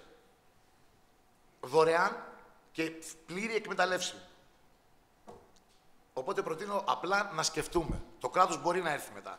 Και όσο για το τάξης, παντού υπάρχει διαφθορά, είναι τόσο απλό. Δεν φταίει το κράτος εδώ. Οποιοσδήποτε υπάλληλος είναι system administrator και ξέρει από ασφάλεια, ξέρει πολύ καλά ότι αν τα αρπάξει αυτός, τέλειωσε. Όλα τα δεδομένα και των τραπεζών, η λίστα Λαγκάρντ από πού ήρθε? Από έναν υπάλληλο ο οποίος τα πήρε. Πρέπει να είμαστε καθαροί. Η ασφάλεια υπάρχει για απ' έξω, όχι για από μέσα. Οπότε δεν υπάρχει θέμα κλειστών ή ανοιχτών δεδομένων ως προς αυτό της ασφάλειας. Ευχαριστώ.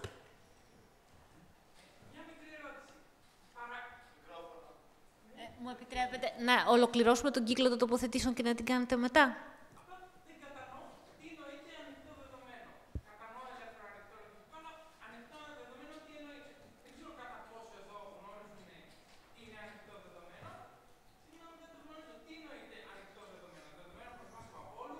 Ανοιχτά είναι δεδομένα που διαθέτει το κράτος σε όλους, έτσι ώστε να τα εκμεταλλευτούν με την ελπίδα ότι θα τα χρησιμοποιήσουν για να κάνουν εφαρμογές που στη συνέχεια θα τις αποδώσουν στην κοινότητα.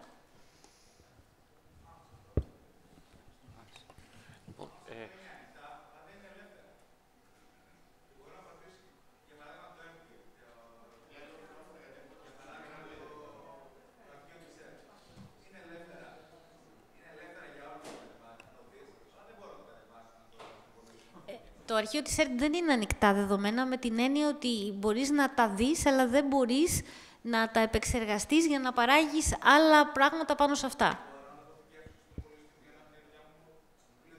Σε ό,τι αφορά το αρχείο της ΕΡΤ, δεν μπορείτε να το κάνετε, επειδή το γνωρίζω προσωπικά, το λέω.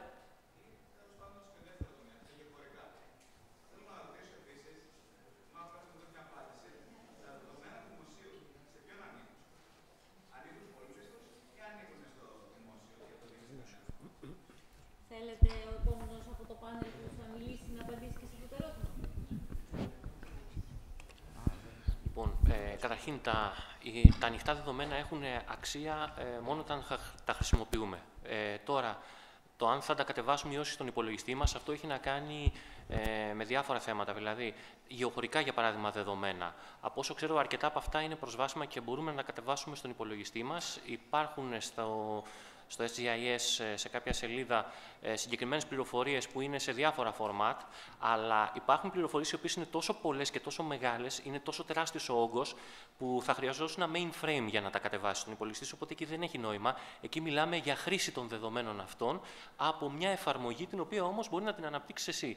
Η χρήση θα είναι, τα δεδομένα θα είναι προσβάσιμα από όλους, από παντού, και μπορεί οποιοσδήποτε θέλει να αναπτύξει μια εφαρμογή που χρησιμοποιεί αυτά τα δεδομένα, τα οποία όμως βρίσκονται κάπου κεντρικά. Σε κάποιες περιπτώσεις υπάρχουν δεδομένα τα οποία είναι πολύ μικρά και μπορείς να τα κατεβάσεις και τοπικά και να τα χρησιμοποιήσεις. Αλλά ο μεγάλος όγκος δεδομένων είναι μόνο για χρήση από άλλες εφαρμογές. Δηλαδή είναι καθαρά τεχνικό το θέμα, δεν είναι τόσο ιδιοκτησίας. Τα δεδομένα ανήκουν στους πολίτες. Έτσι κι αλλιώς. Το θέμα είναι πώς έχουμε πρόσβαση σε αυτά. Δεν θα μας δώσει ένα στικάκι να τα βάλουμε στον υπολογιστή μας. Θα μας δώσει όμως τη δυνατότητα να τα έχουμε προσβάσιμα από οπουδήποτε θέλουμε εμείς, οποτεδήποτε θέλουμε. Αυτή είναι η απάντηση.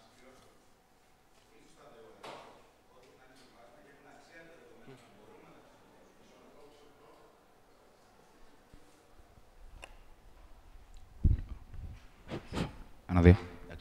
Πολύ σωστά το είπατε ότι όντως τα δεδομένα έχουν αξία όταν μπορούμε να τα χρησιμοποιήσουμε και όταν είναι εφαρμόσιμα. Αλλά ας πάρουμε για παράδειγμα ένα πιο συγκεκριμένο. Ας πούμε για το κτηματολόγιο. Το κτηματολόγιο ΑΕ δίνει σε WMS server τα δεδομένα του, αλλά τα δίνει σε ένα συγκεκριμένο προβολικό σύστημα, το 4326. Και άμα του ζητήσεις, τα θέλω να τα κατεβάσω στον δικό μου, μέσα από ένα map server στο EXA, στο ελληνικό και προβολικό σύστημα, σου απαντάει δεν είναι η πολιτική της εταιρείας. Δεν το δίνουμε. Εννοείς να μετασχηματίσεις. Ναι, και το πρόβλημα είναι ουσιαστικά χωρικά, σε εμάς που χρησιμοποιούμε τα δεδομένα χωρικά, είναι ότι αν το κάνω προβολή από το ένα στο άλλο, θα έχω σφάλμα. Που αυτό το σφάλμα δεν είναι ανοιχτό. Δεν μπορώ δηλαδή να δουλέψω. Ουσιαστικά μου ακυρώνουν την υπηρεσία που μου δίνουν. Μου τη δίνουν για τα μάτια του κόσμου, θα το έλεγα. Συγκεκριμένα το κτηματολόγιο τώρα δεν ξέρω αν είναι στα ανοιχτά δεδομένα. Νομίζω η υπηρεσία μόνο είναι ανοιχτή. Αυτό δεν είναι τα δεδομένα ανοιχτά. Εκεί πέρα πηγάζει όλη η ερώτηση. Αυτό όμως έχει να κάνει με ένα τεράστιο όγκο εργασίας, το οποίο δεν πιστεύω ότι θα μπορούσε έτσι κι αλλιώς να κατέβει τοπικά στον υπολογιστή. Επειδή έχω πάει και έχω δει τη δουλειά που έχουν γίνει συγκεκριμένα στο κτηματολόγιο, είναι και η δουλειά μου, κομμάτι της δουλειάς μου, και τα είχαμε ζητήσει και από την εταιρεία μου για εμπορική εκμετάλλευση. Ούτε αυτό μπορούσαμε να το κάνουμε, γιατί είναι ανοιχτά μόνο για δωρεάν εφαρμογές και όχι για εμπορική εκμετάλλευση. Λόγω προβλήματος με την επικύρωση, με τις υπουργικές τέλος πάντων αποφάσεις που εφαρμόζουν τον νόμο που έχει προβλέψει και την εμπορική εκμετάλλευσή τους. Είναι πάρα πολλά τα θέματα, είναι αρκετά πολύπλοκο σε αυτό, αλλά ναι, πράγματι να πάρετε όλη αυτή την πληροφορία και να τη μετασχηματίσετε δεν μπορείτε. Δεν ξέρω αν θα υπήρχε και τρόπος να το κάνετε ακόμα και αν αυτό δινόταν. Είναι και θέμα, στο συγκεκριμένο κομμάτι, είναι και θέμα τεράστιου όγκου. Εκτός από την πολιτική της εταιρείας που σας είπαν, αυτή ήταν η εύκολη απάντηση που σας δώσανε. Πώς θα μπορούσατε εσείς να κατεβάσετε 50 τεραμπάιτ εικόνων για να τα μετασχηματίσετε? Δεν θέλω 50 τεραμπάιτ, θέλω συγκεκριμένη περιοχή που με ενδιαφέρει, που μελετάω για εκείνη τη συγκεκριμένη στιγμή. Τι άλλο? Το κάνετε την ώρα που τη μεταφέρετε. Εάν μου επιτρέπετε, αυτό που κάνετε είναι μόλις τώρα αναδείξατε στην πράξη τα θέματα που έχουμε σε ό,τι αφορά την έννοια των ανοιχτών δεδομένων, δεδομένα που ούτως ή άλλως πιστεύουμε ότι πρέπει να είναι ανοιχτά σε όλους τους πολίτες της χώρας.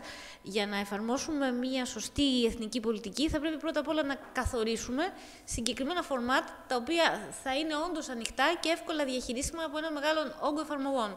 Αν αυτό καθοριστεί, είναι καθαρά πρότυπα διαλειτουργικότητας, βασικά πράγματα. Υπάρχει το RDF, λένε κάποιοι, για αυτή τη δουλειά.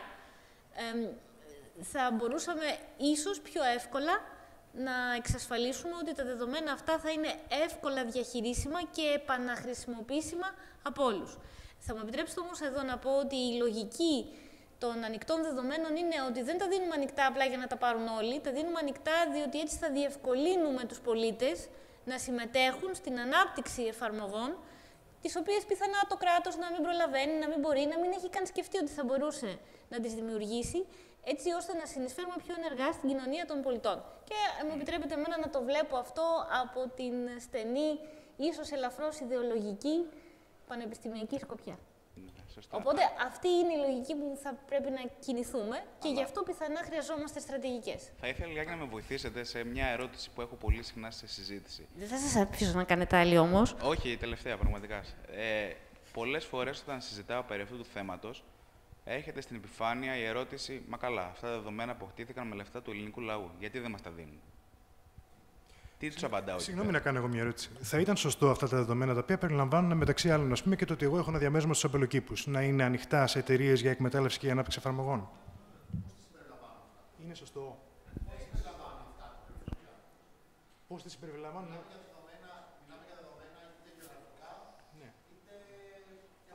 Αν θυμάμαι καλά, στο κτηματολόγιο έχουν καταχωρηθεί λεπτομερέστατα στοιχεία. Μέχρι ποιο σημείο επιτρέπεται και από ποιο σημείο και μετά δεν θα έπρεπε να επιτρέπεται η χρήση τους?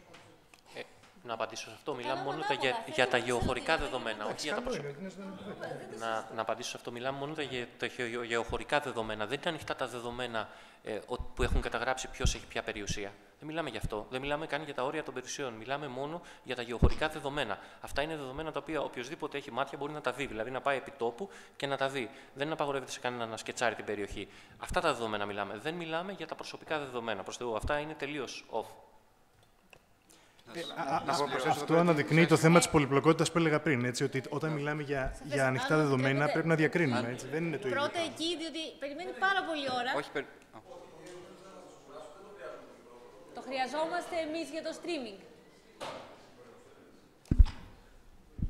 Θέλω να επιμείνω στο θέμα με την κτηματολόγιο ΑΕ, γιατί δεν έχω καταλάβει ποια είναι η απάντηση της κτηματολόγιο ΑΕ στο ερώτημα που είπε και ο Νίκος πριν. Η κτηματολόγιο ΑΕ στην ιστοσελίδα της, στο σχετικά με εμάς η εταιρεία τέλος πάντων, γράφει ότι είναι νομικό πρόσωπο ιδιωτικού δικαίου. Μοναδικός μέτοχος της εταιρείας είναι το ελληνικό δημόσιο. Με νόμο, αν δεν κάνω λάθος και διορθώστε με, ισχύει ότι όλα τα γεωχωρικά δεδομένα του ελληνικού δημοσίου πρέπει να είναι προβεβλημένα και να δίνονται προβεβλημένα στο ελληνικό γεωδετικό σύστημα. 1987. Τεχνικά, έτσι όπως είναι τώρα, δεν επιτρέπει σε μένα, που είμαι νέος ελεύθερος επαγγελματίας, να χρησιμοποιήσω αυτή την υπηρεσία θέασης των όρθοφωτογραφιών που παρέχει δωρεάν. Μιλάω μόνο για τη θέαση. Δεν μου το επιτρέπει να χρησιμοποιήσω αυτό το υλικό στο QGIS. Το δίνει όμως ελεύθερα σε .NET εφαρμογή που μπορεί να χρησιμοποιηθεί σε προπριετάριο λογισμικό, το ArcGIS και κάποια άλλα. Πώς, δηλαδή υπάρχει μια αντίφαση και δεν έχω την απάντηση σε αυτό. Αν μπορείτε να με βοηθήσετε να καταλάβω. Ο μόνος λόγος που μπορώ να σας βοηθήσω είναι επειδή έχω πάει στο κτηματολόγιο και έχω μιλήσει με τους ανθρώπους εκεί. Δηλαδή, δεν ασχολούμαι καν με το κτηματολόγιο. Απλά είχαμε πάει με την εταιρεία στην οποία εργάζομαι κάποια στιγμή για να δούμε τι συμβαίνει με το κτηματολόγιο, επειδή θέλαμε τα δεδομένα τους και εμείς για εμπορική εφαρμογή. Και πάλι δεν μιλάω για τα προσωπικά δεδομένα, έτσι, μιλάμε για τα γεωχωρικά. Λοιπόν, το πρόβλημά τους ήταν ότι χρειαζόταν πολύ μεγάλος χρόνος, υπήρχε ένα πολύ μεγάλο χρονικό διάστημα που κάνανε ανάπτυξη, η νομοθεσία από πίσω δεν είχε εξυγχρονιστεί ακόμα, δεν μπορούσαν να δώσουν τα δεδομένα ακριβώς με τους σκοπούς και για τους σκοπούς στους οποίους είχαν αρχικά ξεκινήσει να δουλεύουν. Και αυτό είναι και το πρόβλημά τους, δηλαδή είναι θέμα καθαρά οργανωτικό και όχι θέμα της ίδιας της εταιρείας. Είναι οργανωτικό του δημοσίου. Το ίδιο το δημόσιο με τους θεσμούς του και τους νόμους του δεν έχει προλάβει να φτάσει τους σκοπούς για τους οποίους είχε ιδρύσει αυτή την εταιρεία.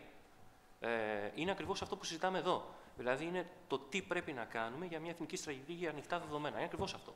Είναι αυτό το πρόβλημα. Δεν έχουν φτάσει οι θεσμοί και οι νόμοι σε σημείο να εξυπηρετούν τους σκοπούς για τους οποίους ιδρύθηκε αυτή η εταιρεία. Και υπάρχουν και άλλα παραδείγματα. Δεν είναι μόνο το κτηματολόγιο, απλά αυτό είναι πολύ τρανταχτό. Και σε αυτό θα ήθελα να κάνω μία προσθήκη. Είναι εμφανής η αδυναμία κατανόησης σε κεντρικό πολιτικό επίπεδο για την αξία της διάθεσης των ανοιχτών δεδομένων. Η αξία αυτή γενικά και σε διεθνές επίπεδο έχουν γίνει πολλές προσπάθειες να ποσοτικοποιηθεί. Μία αναφορά έγινε πριν από τον Γιώργο τον Παλαμαρζή για την αξία της διάθεσης των ανοιχτών δεδομένων, η οποία διατυπώθηκε βάσει μελέτης από την Νέλη Κρόες. Τώρα, υπάρχει λοιπόν αυτή η αδυναμία. Από την άλλη υπάρχει ένα βραχυπρόθεσμο οικονομικό όφελος των φορέων του δημοσίου, οι οποίοι έχουν αυτά τα δεδομένα. Και στη λογική της διατήρησης ενός συγκριτικού πλεονεκτήματος που έχουν αυτοί οι φορείς, δεν ανοίγουν τα δεδομένα τους.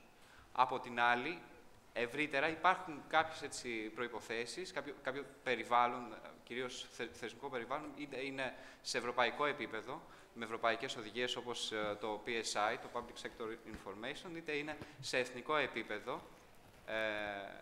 η οποία και αυτή εντάσσεται στον νόμο για την ηλεκτρονική διακυβέρνηση, ο οποίος κάποια στιγμή θα πρέπει να εφαρμοστεί, για τη διάθεση δεδομένων, τα οποία θα είναι σε πολίτες και σε κάθε ενδιαφερόμενο. Και εδώ τι εννοούμε ανοιχτά δεδομένα.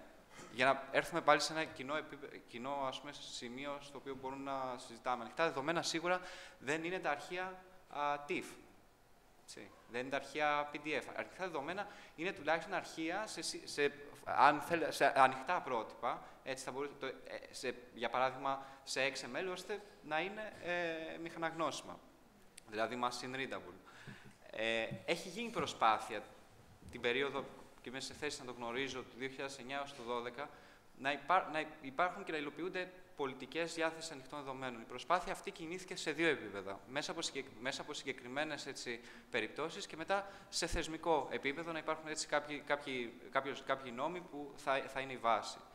Παράδειγμα διάθεση ανοιχτών δεδομένων αυτή τη στιγμή στην Ελλάδα, έχουμε δύο ενδεικτικά παραδείγματα. Είναι η πλατφόρμα του Geodata.gov.gr, η οποία λειτουργήσε σε πιλωτική φάση ως ένα πρώτο βήμα, ως μια πρώτη φάση υλοποίησης εθνικής υποδομής γεωχωρικών δεδομένων, η οποία κάποτε και αυτή θα πρέπει να ολοκληρωθεί. Και είναι και το πρόγραμμα Διάβια.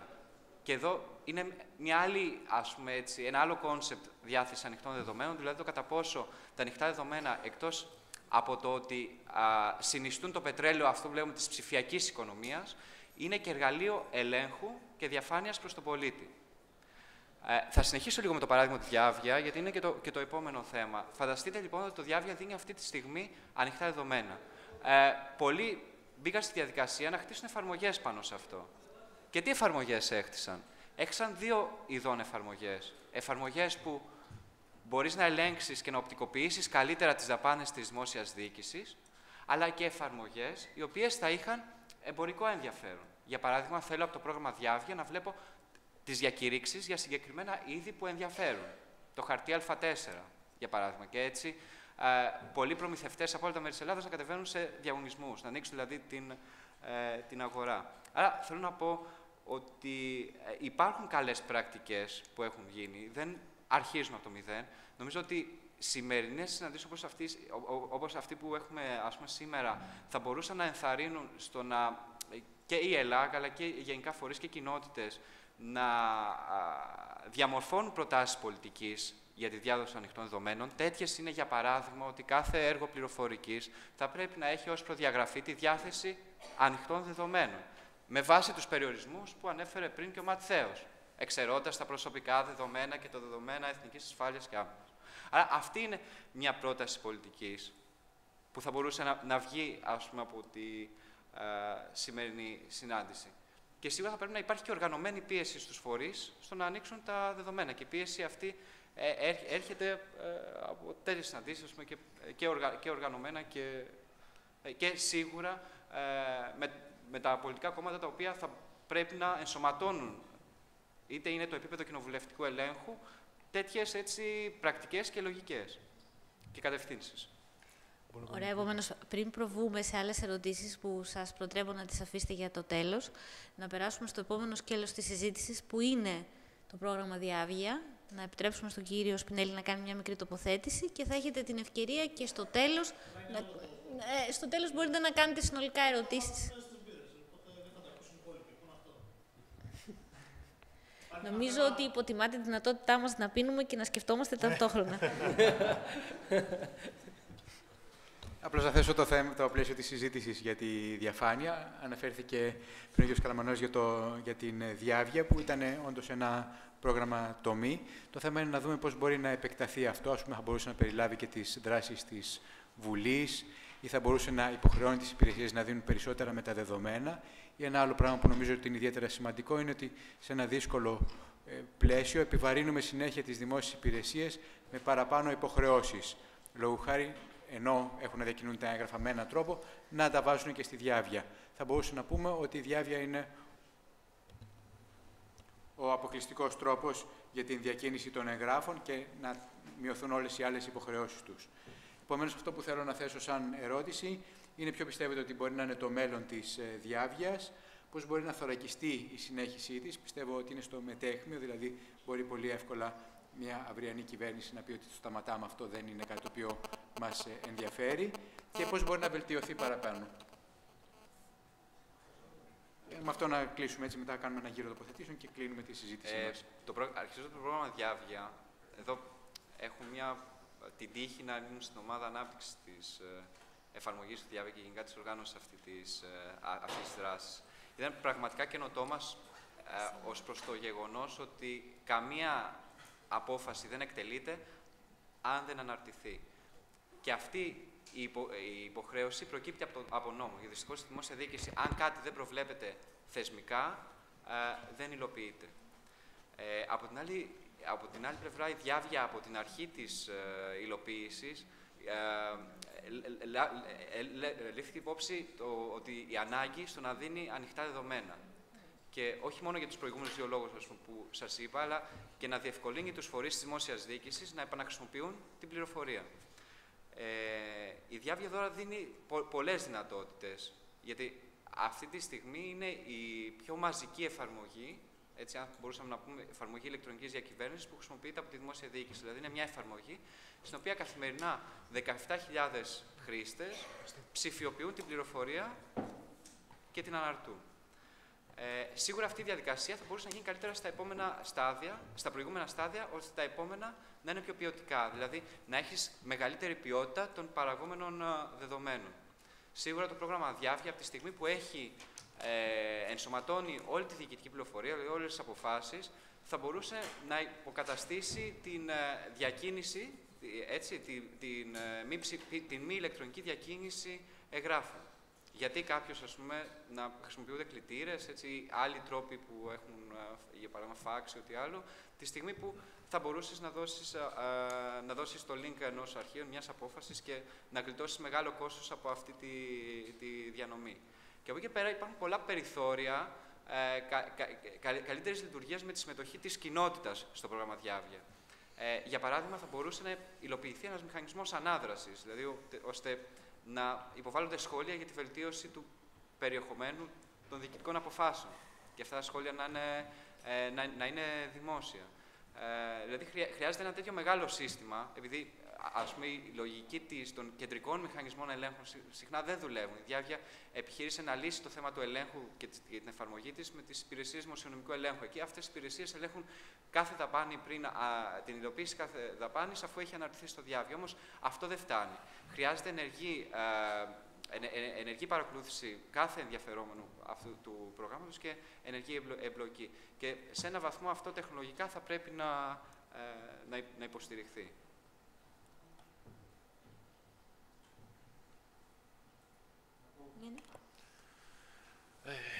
Η Διάβια ήταν ένα πρώτο πολύ καλό βήμα για την διαφάνεια.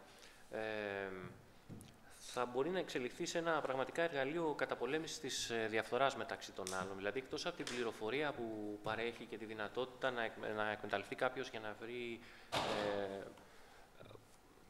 να κάνει κάποια δουλειά με το δημόσιο, να βρει τους διαγωνισμούς και ούτω καθεξής, το μεγάλο κομμάτι των δαπανών, εκτός από τον έλεγχο τον κρατικό που γίνεται, θα μπορούσε να θεσμοθετηθεί έτσι να υπάρχει ένας τρόπος να γίνεται εφικτός ο έλεγχος ακόμα και καταγγελία μέσα από το Διάβια. Για να γίνει όμως αυτό πρέπει να βελτιωθούν αρκετά τα metadata του, γιατί είναι πολύ δύσκολο αυτή τη στιγμή να ανοίγεις όλες τις αποφάσεις και νομίζω και εκεί κολλάει και ο ίδιος ο κρατικός ο έλεγχος. Είναι πολύ δύσκολο να ανοίγεις όλες τις αποφάσεις και να διαβάσεις τις λεπτομέρειες από μέσα. Και να βγάζεις μια απόφαση αν αυτό είναι σύνομο, είναι λογικό, έχει υπερτιμολόγηση, που είναι ένα κομμάτι του δημοσίου για το οποίο μιλάμε και σήμερα. Έτσι, είναι πολύ, πολύ σημαντικό δημόσια δαπάνη να πέσει. Ένας από τους λόγους που έχει τόσο μεγάλο κόστος είναι ακριβώς η διαφθορά. Δεν ξέρω κατά πόσο ελέγχονται οι δαπάνες στους Δήμους, το οποίο θεωρείται ότι είναι και η μεγαλύτερη διαφυγή κόστους είναι από τις τοπικές, από τους Δήμους βασικά. Όχι τόσο από το κεντρικό δημόσιο, όσο από τους διάφορους Δήμους. Λοιπόν, εάν υπήρχε ένας τρόπος να βγαίνουν τα μεταδεδομένα σωστά και να υπήρχε ένας αυτοματοποιημένος τρόπος ελέγχου από τον κρατικό μηχανισμό και από εκεί και πέρα με έναν μηχανισμό κατάλληλο να μπορεί και ο ενδιαφερόμενος πολίτης να τα ελέγχει, πραγματικά θα ήταν ένα πολύ σημαντικό βήμα προς την πλήρη σχεδόν εξάλειψη της διαφθοράς στο δημόσιο. Γιατί εκεί δεν μπαίνουν λίγα πράγματα, μπαίνουν τα πάντα. Δεν είναι ότι είναι περιορισμένος όγκος ή είναι ένα τμήμα των δημοσίων δαπανών. Είναι τα πάντα. Με την προσθήκη βέβαια και της Βουλής που ελπίζουμε να πιέσουν τα πολιτικά κόμματα για να γίνει. Ευχαριστώ. Εννοείται ότι ήταν πολύ μεγάλο βήμα και καινοτόμο η Διάβια. Πιστεύω ακράδαντα ότι πρέπει να εμπλουτιστεί και να δυναμωθεί, να υποστηριχθεί, να δοθεί βάρος στο πλούσιο υλικό και στη σωστή περιγραφή όλων των τμήματων που πρέπει να είναι προς έλεγχο. Μια εφαρμογή, όπως είπε ο Γιώργος Καραμανόλης, είναι το public spending. Το έχετε δει. Τραβάει τα δεδομένα από την Διάβια και ξέρεις, πλέον έχουν αρχίσει και το βελτιώνουν πάρα πολύ και προσθέτουν σε επίπεδο Δήμου και βλέπεις ο Δήμος Αθηναίων τι ξόδεψε τον προηγούμενο μήνα ή το συγκεκριμένο διάστημα. Επίσης, αν προμηθευτεί. Για να δω αυτή την εταιρεία, πόσες συμβάσεις έχει κάνει, ας πούμε, με το Δήμο. 11 μέσα σε 10 μήνες, να το τσεκάρω. Κάποιοι Δήμοι κάνουν. Ναι, ακριβώς. Βλέπεις και το μέγεθος. Γιατί άλλο να βλέπεις 1.500 και άλλο να βλέπεις 15.000 ή 40.000 ή στο όριο της απευθείας ανάθεσης. Εκεί μπορείς να φτιάξεις εφαρμογές. Και εσύ ως Δήμος να τσεκάρεις και να σου κάνει μόνιμο alert, αν θες. Αυτές είναι εφαρμογές που γίνονται πάρα πολύ εύκολα, πάρα πολύ γρήγορα. Τα δεδομένα από το διάβια είναι ανοιχτά, μπορούν να τα λύσει όποιος θέλει να κάνει εφαρμογές. Εννοείται προσθέτοντας με τα data και διάφορα στοιχεία μπορείς να το επεκτείνεις και να του δώσεις φτερά. Και σε συνδυασμό με το προηγούμενο περί δεδομένων και προσωπικών δεδομένων, εγώ έχω αρκετές επιφυλάξεις προς το δημόσιο και όχι προς το στεγανό. Στην Νορβηγία υπάρχει καθολικό πόθεν έσχες. Δεν το θέλουμε στην Ελλάδα. Στην Νορβηγία ο κάθε πολίτης μπορεί να τσεκάρει τη φόρο πλήρωση ο διπλανός του. Όχι το εισόδημα, το φόρο. Το θέλουμε. Εμένα προσωπικά με ενοχλεί όταν βλέπω ένα γείτονά μου με Καγέν, ένα αυτοκίνητο 220.000 ευρώ. Με ενδιαφέρει να ξέρω ότι έχει πληρώσει ένα φόρο 150.000 ώστε να το δικαιολογεί. Γιατί αν έχει δηλώσει αφορολόγητο και έχει δηλώσει 800 ευρώ, ας πούμε, ναι, θα με ενοχλήσει. Και θα νιώσει και ο ίδιος πίεση. Αν θέλουμε να φτιάξουμε φορολογική συνείδηση, πρέπει να είναι και από το δημόσιο αλλά και από τον ιδιώτη. Και από το άτομο, από το φυσικό πρόσωπο. Αυτό το πράγμα μέσα από εφαρμογές σαν τη διάβια και με εμπλουτισμό των δεδομένων μπορούν να χτίσουν σιγά σιγά μια συνείδηση. Το οποίο είναι το πιο σημαντικό που μας λείπει. Και ειδικά μέσα στην κρίση. Και ως προς την εκμετάλλευση, εννοείται δεν το συζητάω. Το διάβια πρέπει να ενδυναμωθεί, να υποστηριχθεί, επειδή τυχαίνει να αναγνωρίζω πάρα πολύ καλά και τα παιδιά που το ανέπτυξαν και με τις συνθήκες που το ανέπτυξαν. Πρέπει να θωρακιστεί πολιτικά, εννοείται 100%, να επεκταθεί, να δυναμωθεί και να παραδίδει καθημερινά στον κάθε ενδιαφερόμενο πολίτη την κάθε ακριβή πληροφορία. Είναι προς όφελον όλων μας. Και για ανάπτυξη και δημιουργία εφαρμογών και εμπορικά εκμεταλλεύσιμων, αλλά και ουσιαστικής δημοκρατίας.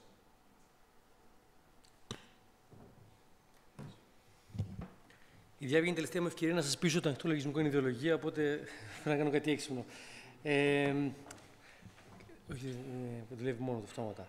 Κοιτάξτε, η διάβια, ο κώδικας της είναι επικός στο ψιλοχάλια, ενώ για ένα προγραμματιστή, αν δει τι γίνεται. Θεσμικά είναι σε εξαιρετικά, ας το πούμε, αδύναμη θέση. Επιχειρησιακά δούλεψε μέσα από μια σειρά από τρομακτικές αλχημίες και, ας το πούμε, λύσεις από το πουθενά για να βρεθεί κάποιος να δουλεύει στα πράγματα αυτά. Και όλα αυτά όμως δεν έχει καμία σημασία. Γιατί έρχεται να δανειστεί από το ανοιχτό λογισμικό αυτό που είπαμε στην αρχή, την υπέρβαση. Δηλαδή, είναι ένας χώρος στον οποίο βρέθηκε ένα σημείο κάποια στιγμή, έγινε δηλαδή ένα γεγονός το οποίο υπέρασε αυτό που η δημόσια διοίκηση ήξερε μέχρι τώρα, στο να μπορεί να φτιάχνει εφαρμογές, στο πώς φτιάχνονται οι εφαρμογές, στο πώς λειτουργούν τα έργα και στο πώς παράγονται υπηρεσίες. Και αυτό πρέπει να καταλάβει κάποιος με τη διάβια και ως ανοιχτό λογισμικό ως ιδεολογία, ότι πια αυτά που μας ενώνουν στο ανοιχτό λογισμικό είναι πολύ παραπάνω από μόνο τον κώδικα και μόνο τα δεδομένα. Είναι ένας τρόπος ζωής και ένας τρόπος, ας το πούμε, στο να γίνονται πράγματα, στο πώς γίνονται τα πράγματα. Η διάβια δίνει ένα μαστόρεμα, ας πούμε, από υλικά που υπήρχαν γύρω, πολύ γρήγορα, κάποιος τα έφτιαξε, αλλά έφτιαξε κάτι που ξεπέρασε αυτό που μέχρι τώρα ήξερε ότι μπορούσε να γίνει με τα υλικά αυτά. Και εδώ αυτό πρέπει να σκεφτούμε για το διάβια, γιατί το διάβια έχει, όσα προβλήματα και να έχει, παραμένει ένας χώρος στον οποίο ουσιαστικά διεκδικεί από άλλους χώρους και ξεπερνά άλλα πράγματα που ξέραμε μέχρι τώρα για τη δημόσια διοίκηση. Και σε αυτό πρέπει να σκεφτούμε. Και όταν κάνουμε προτάσεις για τη διάβια, επειδή είναι ένα εργαλείο της δημόσιας διοίκησης, ίσως αξίζει τον κόπο να είναι μια ευκαιρία να συνεχίσουμε τις υπερβάσεις στη δημόσια διοίκηση. Και εδώ, τι θα χρειάζονταν η δημόσια διοίκηση αυτή τη στιγμή, επειδή έχει και ανθρώπους που δουλεύουν τον λογισμικό και έχει προγραμματιστές και ανθρώπους που έχουν κάνει αυτή τη δουλειά, θα ήταν προφανώς να αναλάβουν αυτοί οι ίδιοι να τρέξουν τη διάβια με τους όρους που είναι κοινώς αποδεκτοί από την δική μας ιδεολογία. Δηλαδή, θα έπρεπε επιτέλους η δημόσια διοίκηση να οργανώσει έναν χώρο, ας το πούμε, να δώσει project συγκεκριμένα στους ανθρώπους που είναι μέσα εκεί και να φτιάξουν τη διάβια με όλες τις βελτιώσεις, οι οποίες είπαμε πριν και είναι πολύ σωστές. Αλλά δεν είναι μια γενική, ας το πούμε, υπάρχουν τρόποι να γίνει, αλλά πρέπει να γίνει μέσα από ένα συγκεκριμένο, ας το πούμε, τρόπο. Αν θέλουμε να έχουμε συνέπεια, πρέπει η δημόσια διοίκηση που στον χώρο της έγινε αυτή η υπέρβαση, πρέπει να αναλάβει να προχωρήσει τη διάβια στο επόμενο της βήμα και να την κάνει και θεσμικά κατοχυρωμένη και επιχειρησιακά κτλ. Και εδώ όμως δεν μπορεί να μεταρρυθμίζει όλη τη δημόσια διοίκηση και να ξεχνάς τέτοια παραδείγματα και να μην τα χρησιμοποιείς ως μαθήματα για το πώς θα κάνεις την μεταρρύθμιση της δημόσιας διοίκησης. Άμα ήθελες να δεις τη διάβια, εννοώ και ας το πούμε πολιτικά και επιχειρησιακά και οτιδήποτε άλλο, θα μπορούσε να βγάλει πολύ χρήσιμα παραδείγματα για το πώς άνθρωποι μπορούν να δουλέψουν ευέλικτα και γρήγορα μέσα στη δημόσια διοίκηση και να κάνουν κάτι το οποίο ξεπερνάει αυτό που ξέραμε μέχρι τώρα. Και εδώ, τώρα δεν θέλω να προκαλέσω το Διομήδη να πει ας πούμε, τη δική του εμπειρία, αλλά είναι τρομακτική ανάγκη να δούμε τη δημόσια διοίκηση ως δυναμικό χώρο ανθρώπων που κάνουν πράγματα και που μπορούν να φέρουν σε πέρας αποστολές πολύ πιο δύσκολες από αυτές που νομίζουμε εμείς. Γιατί η ΔΕΑΒ είναι το παράδειγμα. Και σε τέτοιου πολιτικού χώρου ίσως να έχει σημασία να τη δούμε. Λοιπόν, εγώ όμως θέλω να ρωτήσω το Διομήδη, οπότε θα δυναμητήσω λίγο την κουβέντα. Το ξέρει, άλλωστε το έχουμε ξανακάνει αυτό, το έχουμε ξαναπαίξει αυτό το... Για τα ανοιχτά δεδομένα, εκκρεμεί από πριν. Για ποιο λόγο θέλετε να δώσετε και άλλο περιεχόμενο στην Google? Γιατί αν δεν μου πείτε πώς θα διασφαλίσετε ότι τα δεδομένα που θα ανοίξετε θα τα εκμεταλλευτείτε εδώ πέρα με έναν τρόπο ο οποίος θα είναι θεμιτός πολιτικά, νομικά, κοινωνικά και δευτερευόντως δεν θα τα εκμεταλλευτεί η Google, εγώ δεν βλέπω κανένα λόγο. Μια χαρά γίνεται τη δουλειά μέχρι τώρα. Δεύτερον, για το publicspending.gr. Εσείς πιστεύετε ότι το public spending πραγματικά μας λέει πού πάνε τα λεφτά μας? Γιατί εγώ σας λέω ότι δεν λέει τίποτα για το δανεισμό της χώρας και για το τεράστιο χρέος και αν ποιο μέρος των χρημάτων μας πάει εκεί. Είναι παραπλανητική η εικόνα που δίνει. Ακριβής αυτό που λέει είναι ακριβές, αλλά είναι όσο ακριβής είναι η στατιστική. Πώς όχι? Γιατί δεν είναι έτσι?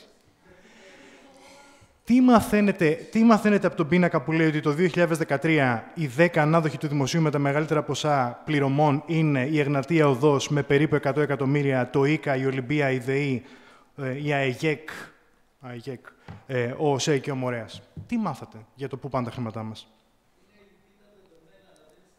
Όχι, δεν είναι λυπή. Είναι ιδεολογικά καθορισμένα τα δεδομένα. Έχουν ιδεολογικό, προσανατολισμό. Αυτό θέλουν να μάθετε. Και η ερώτησή μου είναι η εξής. Να ανοίξουμε λοιπόν τα δεδομένα σε μια γλώσσα την οποία καταλαβαίνετε εσείς οι προγραμματιστές, αλλά δεν καταλαβαίνουν οι πολιτικοί. Δεν καταλαβαίνουν οι ενώσεις, οι συνδικαλιστικές ενώσεις, οι επαγγελματικές ενώσεις. Ποιος ευνοείται? Αυτός που μπορεί να πάει και να δει ότι στο διάβγεια ότι το δημόσιο δαπανά 10 εκατομμύρια για χαρτί Α4, άρα να πάω να καταθέσω πρόταση, ή κάποιος ο οποίος ελέγχει αν αυτό, σε τι σταμάτησε η διαφθορά? Η διαφθορά εξαρτάται από αυτό η διαφθορά, σοβαρά? Καθόλου. Καθόλου. Το οποίο λέει, για να ολοκληρώσω, η διαφθορά γίνεται κάτω από το τραπέζι, δεν γίνεται πάνω στο τραπέζι. Όταν γίνεται πάνω στο τραπέζι, τότε μπορεί να προκαλέσει ένα πολύ χειρότερο εφέ από το να γίνεται κάτω από το τραπέζι. Ποιο είναι αυτό? Ο κινησμός. Δηλαδή, μισό λεπτό.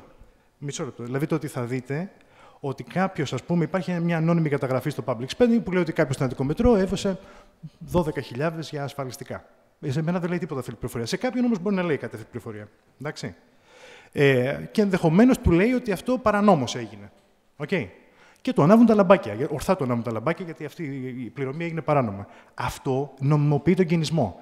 Εάν δεν έχουμε μια συνολική στρατηγική με παθητικές και ενεργητικές πολιτικές, οι οποίες μάλιστα να εξισορροπούν το δικαίωμα ενός συλλογικού φορέα απέναντι στην Google, επιμένω, έτσι. Και αυτό είναι που λέγατε προηγουμένως, ότι το σημαντικό, ναι, βεβαίως είναι οι άδειες, όχι οι άδειες ως ποσό, οι άδειες ως σχέση. Αυτό έλεγα προηγουμένως. Και βεβαίως, όπως ξέρουμε και από την Google και από όλες τις εταιρείες που χρησιμοποιούν ένα λογισμικό, δεν μπορείς να τα βάλεις με τα μεγαθύρια.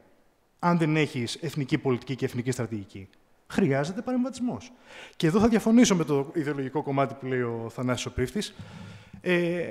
Αν η ιδεολογία είναι να τα ανοίξουμε όλα για να φτιάχνουμε χυλούς, δηλαδή δεν προνοούμε, έτσι, δηλαδή είναι να ανοίξουμε το σταθμό του Αθήνα 984, παρένθεση, η Αθήνα, από ό,τι μας λέτε, έφτιαξε τουριστικό χάρτη, αλλά τι έχει κάνει για τις ομάδες αλληλεγγύης, οι οποίες γίνονται από τα κάτω, πρωτοβουλιακά, πώς τις αγκάλιασε, ας πούμε. Και αν τις αγκάλιαζε, και αν τις αγκάλιαζε, ποιες αλληλεγγύες? Δεν το ξέρω. Αν υπάρχει, δεν το ξέρω.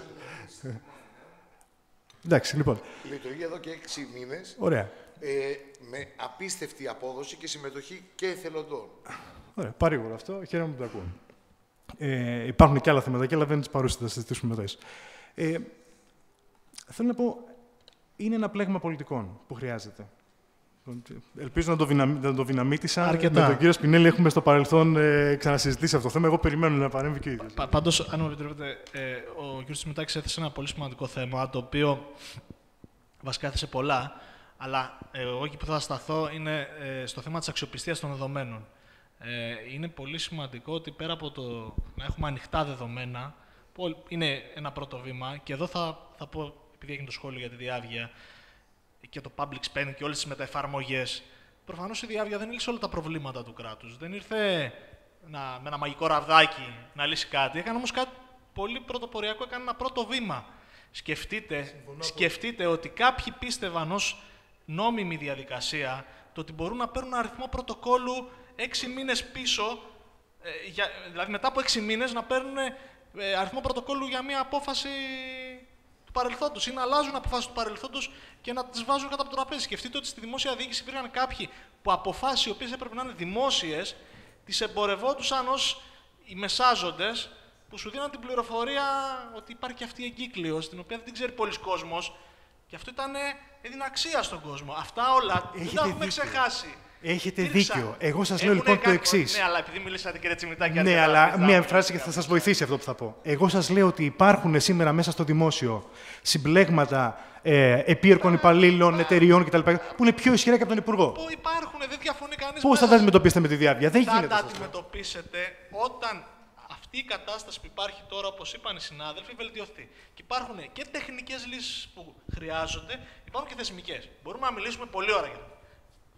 Το πρώτο που χρειάζεται, ας πούμε, για παράδειγμα, είναι τα δεδομένα που συλλέγουμε να έχουν αξία και να μπορούν και να διασταυρωθούν. Ο κ. Σπινέλης σίγουρα έχει πολύ μεγάλη εμπειρία και μπορεί να πει πολλά πάνω σε αυτό. Άρα θα πρέπει να ξέρουμε πώς θα πρέπει να καταχωρήσουμε τα δεδομένα στη διάβγεια ή στο οποιοδήποτε σύστημα για να μπορούμε να κάνουμε τη διασταύρωση που θέλουμε. Ένα το κρατούμενο. Θα πρέπει θεσμικά να ξέρουμε ποιανού είναι αυτά τα δεδομένα και πώς τα μοιράζεται με τους άλλους, και αυτός που τα βάζει με κάποιο τρόπο να εξασφαλίσει την αξιοπιστία των δεδομένων. Γιατί το να έχουμε δεδομένα γενικά, να σας φέρω ένα παράδειγμα. Υπάρχει στη Γενική Γραμματεία Εμπορίου το e-prices.gr, που υποτίθεται ότι τα σούπερ μάρκετ πρέπει να δίνουν τις τιμές των προϊόντων τους. Ενώ φαίνεται κάτι πολύ απλό και γίνεται. Πιστέψτε με, επειδή τυχαίνει να το παρακολουθώ με άλλους τρόπους. Σταμάτησε τα γίνεται. Όχι, τα καταχωρούν. Αλλά δεν είναι ένα απλό. Τα καρτέλ τα σταμάτησε. Μπορεί. Συγγνώμη, το κίνημα χωρίς μεσάζοντες έχει διορθώσει τις τιμές στα αγροτικά προϊόντα και στα σούπερ μάρκετ. Όσο δεν υπήρχε το κίνημα χωρίς μεσάζοντες και υπήρχαν τα e-prices. Έγινε κάτι? Ναι, δεν είπαμε ότι λειτουργεί. Είπαμε ότι είναι μια προσπάθεια. Εκεί λοιπόν αυτό που θέλω να πω ότι δεν είναι ένα απλό θέμα. Και τα κινήματα των e-prices, επειδή θα το πάμε τώρα σε πολιτική κουβέντα, μπορεί να είναι. Όπως είναι τώρα με τις φράουλες που όλοι ασχολούμαστε με τις φράουλες. Εδώ έχουμε ένα πολύ καλό παράδειγμα με τις δεν ασχολούμαστε με τις φράουλες. Μην το κάνουμε όμως διάλογο έτσι. Ακριβώς. Άρα το θέμα είναι της αξιοπιστίας των δεδομένων. Και εδώ πέρα είναι ένα πολύ σημαντικό κομμάτι, ότι θα πρέπει να ζητάμε τα δεδομένα εκτός από ανοιχτά, να εξασφαλίσετε και η αξιοπιστία τους. Ένα το κρατούμενο. Και για να πω και το σχόλιο στο προηγούμενο, που δεν μπόρεσε, το προηγούμενο session. Τα δεδομένα προφανώς τα θέλουμε για λόγους διαφάνειας, προφανώς τα θέλουμε για λόγους οι πολίτες να γνωρίζουν, αλλά τα θέλουμε για να τα εκμεταλλευτούν και κάποιες εταιρείες και να μειώσουν το κόστος παραγωγής και να μπορέσουν να δώσουν νέα προϊόντα στους πολίτες, στους καταναλωτές, στον οποιοδήποτε, στα B2B, στα B2G ή στο οτιδήποτε χρειαζόμαστε. Και για να το προβοκάρω ακόμα περισσότερο, εγώ θα έλεγα ότι επειδή σε αυτή τη χώρα η Αρχή Προστασίας Προσωπικών Δεδομένων έχει παίξει έναν πάρα πολύ άσχημο ρόλο στην ανάπτυξη της οικονομίας αυτού του κράτου, γιατί κανένας δεν ενδιαφερόταν για την οικονομία, έτσι, γιατί λεφτά υπήρχαν από κάπου, θα πρέπει να ξαναδούμε το θέμα της ιδιωτικότητας των δεδομένων και θα έλεγα να θεωρούμε τους πολίτες υπεύθυνους για τα δεδομένα που τους αφορούν και αντί να προσπαθούμε θεωρητικά να τους προστατέψουμε, να δίνουμε τη δυνατότητα στον καθένα, ακόμα και προσωπικά δεδομένα, αν νομίζω αυτός που θέλει να τα διαθέσει, να τα διαθέτει. Και η μεγάλη τομή εδώ θα ήταν, σε ό,τι αφορά προσωπικά δεδομένα που συλλέγει το κράτος, αν μη τι άλλο να δίνεται η δυνατότητα στον καθένα μας να ξέρουμε ποιος έχει πρόσβαση στα δεδομένα μας, είτε από το δημόσιο φορέα, είτε από τον ιδιωτικό, είτε από οπουδήποτε, και κατά επιλογή να πατάμε ένα κουμπάκι και να λέμε ότι ξέρεις κάτι. Εγώ τα δικά μου δεδομένα δεν θέλω. Ή ξέρεις κάτι, τα δικά μου δεδομένα θέλω. Και να αφήσουμε να λειτουργήσουν τα πράγματα χωρίς πολλές ρυθμίσεις και νόμους, όπως λέτε, που δεν χρειάζονται ή που δεν εφαρμόζονται. Πριν απαντήσει ο κύριος Σιμιτάκης, θα ευχαριστήσουμε θα πολύ. κλείσω με τη Μανολάδα, πάντως μου δώσατε πολύ καλή πάση. Ωραία. Περιμένουμε. Μέχρι τότε, ευχαριστούμε για την τοποθέτησή σας. Νομίζω ότι θα έχει σαν αποτέλεσμα και κάποια πρόσθετη τοποθέτηση από τους συμμετέχοντες, αλλά επειδή σιγά-σιγά η ώρα πλησιάζει 7 και πρέπει να κλείσουμε, υπάρχει κάποιος άλλος από το κοινό που θα ήθελε να κάνει κάποια τοποθέτηση, ερώτηση, έτσι ώστε να απαντηθούν όλες μαζί. Ναι.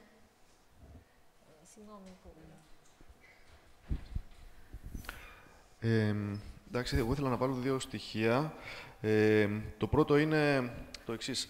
Όταν μιλάμε για διάθεση ανοιχτών δεδομένων από κάποιους οργανισμούς κτλ., μια άλλη παράμετρος είναι σε ποιους ή για ποιους είναι χρήσιμα αυτά τα δεδομένα. Νομίζω ότι μπήκε και ένας προβληματισμός τέτοιος, δηλαδή ότι ο απλός ο κόσμος, ας πούμε, μπορεί να μην καταλαβαίνει τίποτα, αλλά κάποιοι οι οποίοι έχουν τους μηχανισμούς και τις γνώσεις κτλ. Θα μπορούν να τα αξιοποιήσουν. Για μένα είναι εξαιρετικά σημαντικό αυτός που παρέχει τα ανοιχτά δεδομένα να παρέχει και έναν τρόπο οπτικοποίησης. Να μπορώ εγώ να βλέπω τι σημαίνουν αυτά τα πράγματα. Είχα δει ένα βίντεο, ας πούμε, στο TEDx για έναν βιολόγο, ας πούμε, που παρουσίαζε την εξέλιξη των δεδομένων χρονικά, που αν έβλεπες, ας πούμε, τις εικόνες σαν φωτογραφίες δεν καταλάβαινες τίποτα και αν τις έβλεπες ένα διάγραμμα που περνούσε ο χρόνος, ας πούμε, έβγαζες πολύ σημαντικά συμπεράσματα για το που κοινωνικο-οικονομικά κτλ. Και άρα η οπτικοποίηση είναι ένα σημαντικό στοιχείο. Το δεύτερο στοιχείο που ήθελα να βάλω είναι ότι αυτό που μιλάμε για τα προσωπικά δεδομένα δεν αφορά, για παράδειγμα, το όνομά μου, το αφημί μου, ξέρω εγώ, το άμκα μου κτλ. Προσέξτε, εδώ πέρα μπορεί να δίνουμε στοιχεία τα οποία δεν αναφέρουν τέτοιες λεπτομέρειες για κάποιους ανθρώπους, αλλά εάν διασταυρώσεις από διάφορες πηγές ανοιχτά δεδομένα, μπορείς να καταλήξεις σε πολύ συγκεκριμένα άτομα. Δηλαδή να πεις, ας πούμε, ότι άνθρωποι ηλικίας από τόσο μέχρι τόσο, ξέρω εγώ, τάδε μόρφωσης και αυτά, πηγαίνουν στο τάδε νοσοκομείο. Στη γειτονιά αυτή υπάρχουν άνθρωποι, ας πούμε, αυτής της ηλικίας, αυτής του μορφωτικού επίπεδου, από τους οποίους τόσοι πηγαίνουν σε αυτό το νοσοκομείο και τελικά να καταλήξεις, ας πούμε, σε στοιχεία που μπορούν να... θέλω να πω ότι μπορείς να εξάγεις προσωπικά δεδομένα χωρίς απαραίτητα να έχεις ευαίσθητα στοιχεία. Και άρα αυτό είναι ένα consideration, ας πούμε, και σε σχέση με το τι συνιστά προσωπικά δεδομένα. Αυτά. Ευχαριστούμε πολύ. Κάποια άλλη τοποθέτηση? Ναι, θα μου κάνετε τη χάρη να απαντήσετε μία φορά. Απλά θέλω να βάλω μια άλλη οπτική. Μέχρι τώρα ακούσαμε πάρα πολλά θα, πρέπει, θα έπρεπε να γίνει. Δηλαδή μου φαίνεται πιο πολύ σαν να είναι πάνελ πολιτικών παρά πάνελ ανθρώπων που είναι της δράσης. Και επειδή έχετε κάνει όλοι έργο, θα ήθελα να επικεντρωθούμε λίγο και στο τι θα κάνουμε ως άτομα και ως συλλογικότητες για αυτά τα πράγματα. Για παράδειγμα, για το θέμα της αξιοπιστίας των δεδομένων που αναφέρθηκε, είναι κάτι πολύ σοβαρό, ναι, αλλά πώς το λύνουμε? Μία ιδέα είναι να συμμαχίσουμε ως προγραμματιστές με τα μέσα ενημέρωσης που τα ενδιαφέρει και αυτά η αξιοπιστία των δεδομένων, κάτι που γίνεται στο εξωτερικό με το data journalism. Στα Χανιά προσπαθούμε να κάνουμε κάτι τέτοιο με την τοπική εφημερίδα. Ένα άλλο θέμα που υπάρχει είναι σχετικά με τα προβλήματα που υπάρχουν αυτή τη στιγμή στη διάβγεια. Ωραία, αλλά πώς θα λυθούν αυτά? Θα ανοίξετε τον κώδικα της διάβγειας ώστε να μπορούμε να συνεισφέρουμε στο να λυθούν τα προβλήματα αυτά? Επίσης, τα δεδομένα της διάβγειας μπορούμε να πάρουμε ένα μικρό κομμάτι, ρεαλιστικά, αλλά δεν μπορούμε αυτή τη στιγμή να παίξουμε με τον πλήρη όγκο των δεδομένων ρεαλιστικά. Το ΕΔΕΤ θα μπορούσε να βοηθήσει σε αυτό, με τις υποδομές cloud που έχει, να μας δίνει, όπως κάνει το EC2 με τα ανοιχτά datasets, να έχουμε ένα ανοιχτό dataset, τη διάβγεια στο σύννεφο, και να μπορώ εγώ, ας πούμε, να χρησιμοποιήσω τα κείμενα της διάβγειας για να φτιάξω ένα γλωσσικό μοντέλο για νομικίστικα ελληνικά. το οποίο θα ήταν ενδιαφέρον και προωθεί και τις τεχνολογίες του ΕΔΕΤ και όλοι κερδίζουν και μπορεί να γραφτεί και κανένα paper και να είμαστε όλοι χαρούμενοι. Αυτά. Και γενικά για τα θέματα που θίξαμε ότι υπάρχουν προβλήματα, υπάρχουν και πάρα πολλά θετικά. Το ελληνικό WordNet που απελευθέρωσε το OKFN, εγώ χάρηκα πάρα πολύ που προσπαθώ να φτιάξω το Open Thesaurus, γιατί κατευθείαν από 1000 έννοιες πάμε στις 20.000 έννοιες μέσα σε μια μέρα, χάρη στο OKFN. Υπάρχουν καλά πράγματα στην Ελλάδα. Ας προσπαθήσουμε να κάνουμε λίγο focus και στο μηχανισμό και στο πώς και ως άτομα και ως συλλογικότητες θα φέρουμε κάποια αποτελέσματα. Ας μην τα περιμένουμε όλα από την ηγεσία. Αυτά. Ευχαριστούμε πολύ. Άλλες 2 τοποθετήσεις και θα κλείσουμε.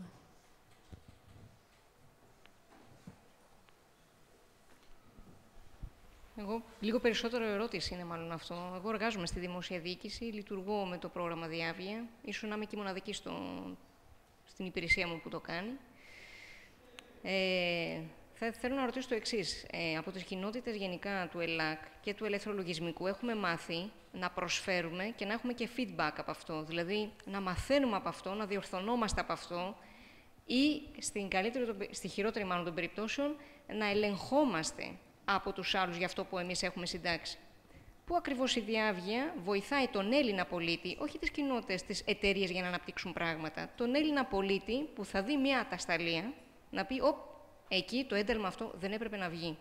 Πώς η κοινότητα του ελεύθερου λογισμικού γενικά και του open source, όχι μόνο του λογισμικού, open source philosophy θα το έλεγα εγώ περισσότερο, θα βοηθήσει τον Έλληνα πολίτη, θα τον ξυπνήσει για να ελέγχει και να αλλάξει επιτέλους αυτή την κοινωνία.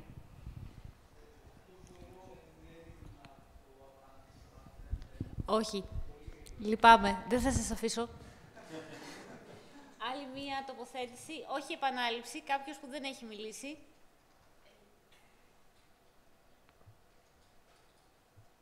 Θέλετε να τοποθετηθείτε, κυρία Μητροπούλου? Πολύ ωραία. Τα ερωτήματα από το Twitter, ναι. Ναι, αν μπορεί κάποιος από το πάνελ να απαντήσει σε αυτά. Ωραία. Λοιπόν,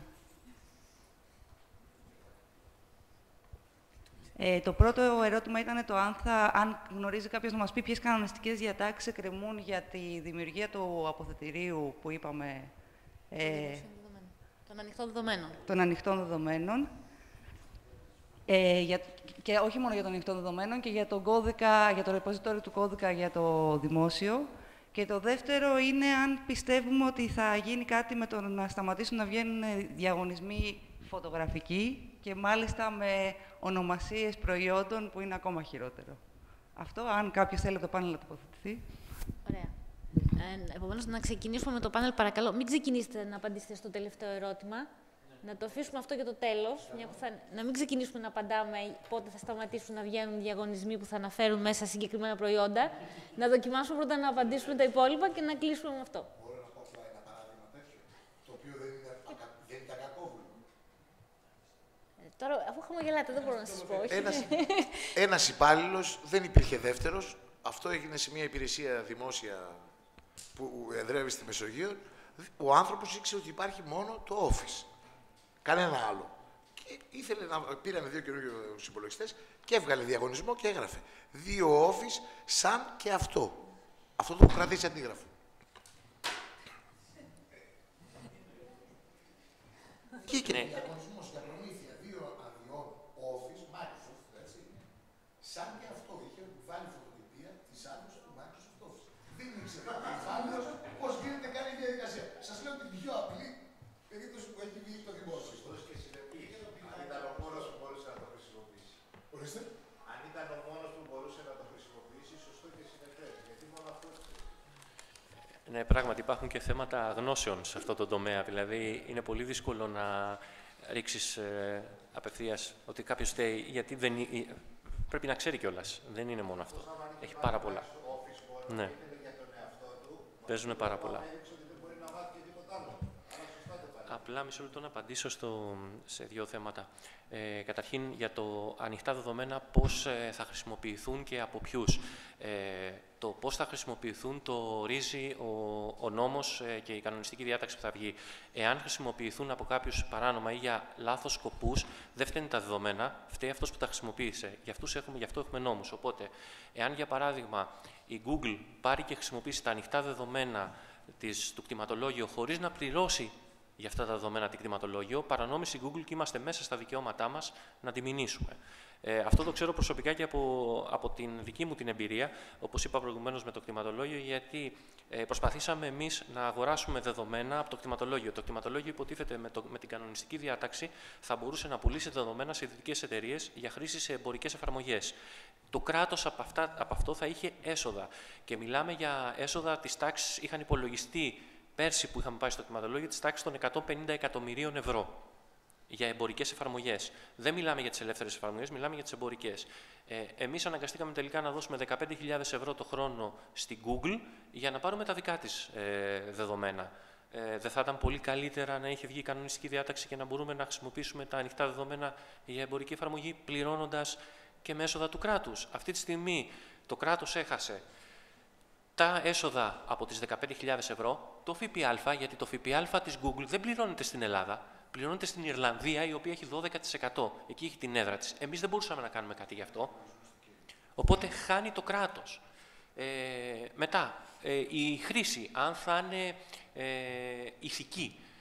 Το παράδειγμα, ας πούμε, με το σε ποιες περιοχές μένουν ποιοι άνθρωποι, αυτό δεν είναι ακριβώς προσωπικά δεδομένα, είναι στατιστικά που όμως μπορεί να έχουν ανήθικη χρήση. Μπορούν όμως να έχουν και ηθική. Δηλαδή, αν ξέρω εγώ σε ποιες περιοχές οι άνθρωποι πάνε σε ένα συγκεκριμένο νοσοκομείο και ξέρω πόσος αριθμός είναι αυτός, μπορώ να βελτιώσω τις υπηρεσίες στο συγκεκριμένο νοσοκομείο.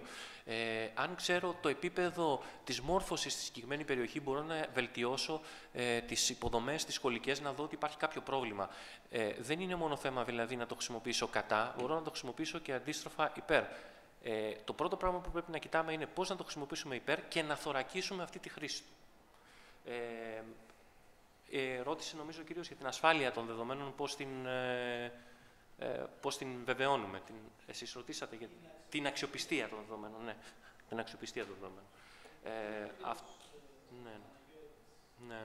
Αυτό με την αξιοπιστία των δεδομένων τώρα έχει να κάνει καθαρά με το ποιοι εισάγουν τα δεδομένα, πόσο καλά εκπαιδευμένοι είναι και αν υπάρχει και δόλος πίσω από την εισαγωγή των δεδομένων. Και αυτό είναι θέμα καθαρά πάλι δημόσιας διοίκησης. Εσωτερικά πρέπει να λυθεί αυτό το πράγμα και σε συνεργασία βεβαίως με τους προγραμματιστές, τους IT, τους ανθρώπους του IT.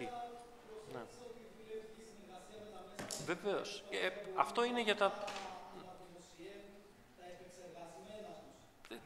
τα μέσα μαζικής ενημέρωσης. Τα μέσα μαζικής ενημέρωσης μόνο δικτυακά αν είναι και πάλι αν έχουμε τα ανοιχτά δεδομένα ίσως δεν χρειάζεται και αυτό. Ναι.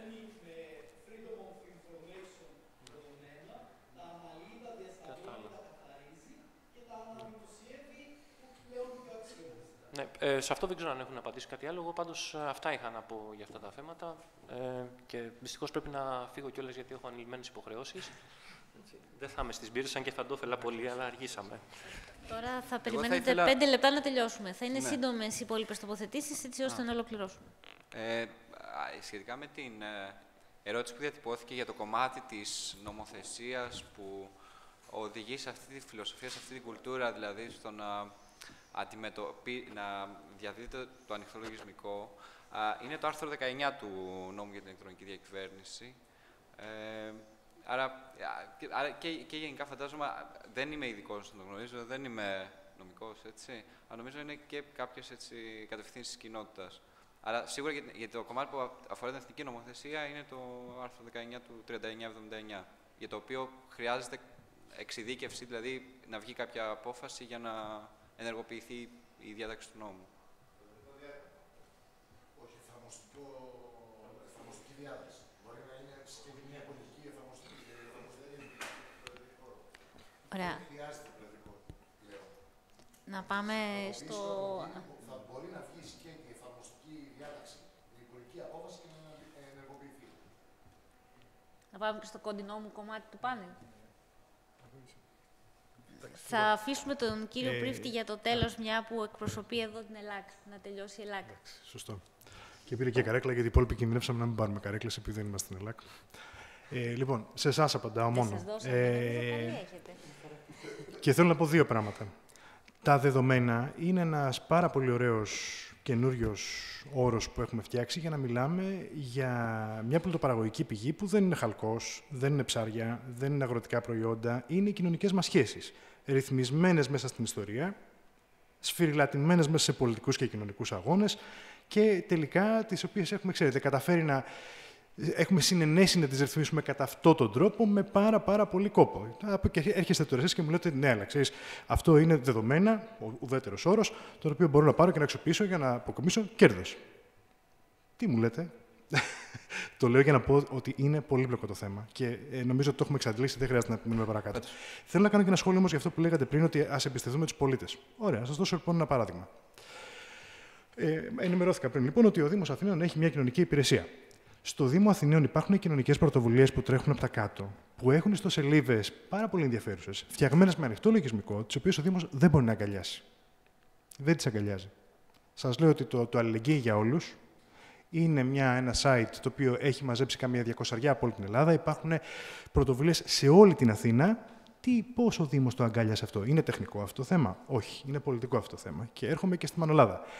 Γιατί δεν θα σκεφτεί ποτέ κανείς μας εδώ πέρα να κάνει κάτι για τους μετανάστες που δουλεύουν αγρότες στη Μανολάδα? Για ποιο λόγο? Εμένα πιστεύω ότι αυτό θα έπρεπε να μας απασχολεί. Προσέξτε ποιο είναι το καθεστώς στη Μανολάδα και πείτε μου ποιο άνοιγμα δεδομένων και τι από όλα αυτά που συζητάμε τώρα μπορεί να διορθώσει τα πράγματα.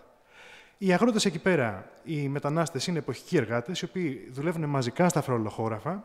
Για ποιο λόγο δεν αντιδρά κανείς? Γιατί υπάρχει ένα πλέγμα σχέσεων το οποίο θέλει να το κρύβει αυτό το πράγμα. Και αφορά συνδικαλιστές, αφορά μεγαλοαγρότες, αφορά τοπικούς παράγοντες του δημοσίου και του ιδιωτικού τομέα και όλοι αυτοί, ας πούμε, συνομωτούν. Πείτε μου εσείς πώς όλα αυτά που συζητάμε τώρα θα απελευθέρωναν αυτούς τους ανθρώπους από τα δεσμά της δουλείας. Γιατί σε αυτή τη χώρα ζούμε. Και θέλω να κλείσω λέγοντάς σας ότι μην ξεχνάτε ότι μέχρι πριν από λίγα χρόνια μιλάγαμε για το ψηφιακό χάσμα και εννοούσαμε ότι δεν είμαστε όλοι αρκετά καταρτισμένοι να χρησιμοποιούμε αυτά τα εργαλεία. Σε λίγο θα μιλάμε για το ψηφιακό χάσμα και θα εννοούμε ότι δεν έχουμε όλοι πρόσβαση σε αυτά τα εργαλεία. Και η τελευταία μου φράση είναι ότι ο φιλελευθερισμός που επικαλείστε, κατά τη γνώμη μου, έχει βασικά λάθη. Το βασικό του λάθος είναι ότι θεωρεί ότι η κοινωνία είναι ένα άθροισμα ατομικοτήτων. Αυτό στην πράξη οδηγεί σε αυτό που έλεγα πριν, την ανάδυση ενός κινησμού, ο οποίος κινησμός, στην πολύ ακραία έκφραση του, φτιάχνει μανολάδες. Γι' αυτό λέω ότι υπάρχουν σχέσεις ισχύως και υπάρχουν ομάδες κοινωνικές οργανωμένες που έχουν συγκεκριμένα συμφέροντα, έτσι, οι οποίες επιβάλλουν κανόνες και γι' αυτό επιμένω ότι όταν μιλάμε για τα δεδομένα πρέπει να είμαστε πάρα πολύ ευαίσθητοι. Ευχαριστώ πολύ. Εγώ, αν μου επιτρέπετε, σίγουρα αυτά τα προβλήματα που θέλεις να μαθαίνετε είναι ευρύτερα και κοινωνικά. Και δεν είναι μόνο τεχνολογικές οι λύσεις που υπάρχουν σε αυτά τα προβλήματα. Τα ανοιχτά δεδομένα δεν μπορούν να λύσουν όλα τα κοινωνικά προβλήματα. Μπορούν όμως να φέρουν σε καλύτερη θέση την κοινωνία και τις κοινότητες των πολιτών. Είναι δίκοπο μαχαίρι. Είναι δίκοπο μαχαίρι. Μπορεί έτσι, μπορεί αλλιώς. Θα υπήρχε καλύτερη ενημέρωση αν, για παράδειγμα, υπήρχαν ανοιχτά δεδομένα στις εισηγμένες εταιρείες ή ανοιχτά φορολογικά δεδομένα. Ίσως θα μπορούσες να βγάλεις, σαν εξωτερικός παρατηρητής που μένεις στη Βόρεια Ελλάδα, συμπεράσματα για τη Μανολάδα. Κάπως έμεσα. Δεν είναι τεχνικό θέμα αυτό, όμως, βλέπεις. Ναι, το ερώτημα, περιμένουμε να τα λύσουν αυτά τα ανοιχτά δεδομένα. Θα δώσουν λύση. Απαντάω στο κομμάτι της βιολογίας. Τέλος, δεν ξέρω να μιλάω, παιδιά. Ωραία.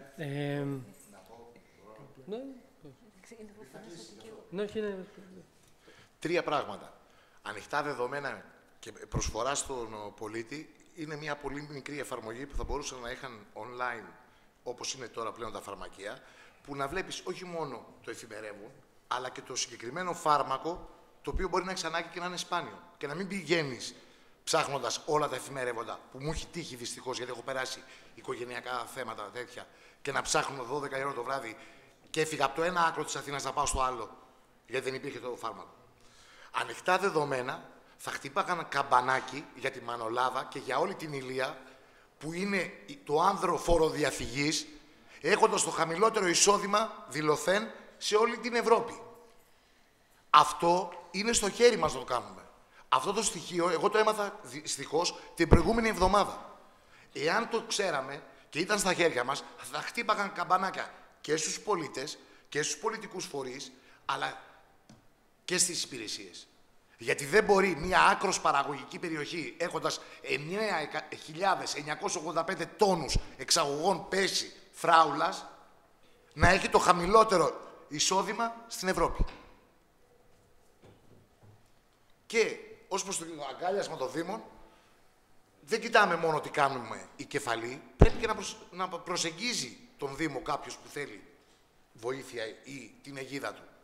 Και επειδή δυστυχώς το έχω ζήσει, να σας πω ότι δεν προσφεύγουν όλοι, Μαθαίο, για βοήθεια. Είναι ανταγωνιστική η σχέση του Δήμου και της κεντρικής διοίκησης με τις πρωτοβουλίες από τα κάτω. Δεν νομίζω. Επειδή έχουμε κάνει πάρα πολλή δουλειά σε αυτό το κομμάτι, δεν νομίζω ότι υπάρχει θέμα ανταγωνισμού. Εντάξει, μην το συζητάμε μετά. Η Ελλάδα έχει και αρκετές δράσεις οι οποίες έχουν να κάνουν όχι μόνο με το ανοιχτά δεδομένα, αλλά έχουν να κάνουν και με το με ανοιχτές πρωτοβουλίες σε σχολεία. Ανοιχτό hardware, ανοιχτό περιεχόμενο στη σχολεία και το καθεξής, διάφορα πράγματα.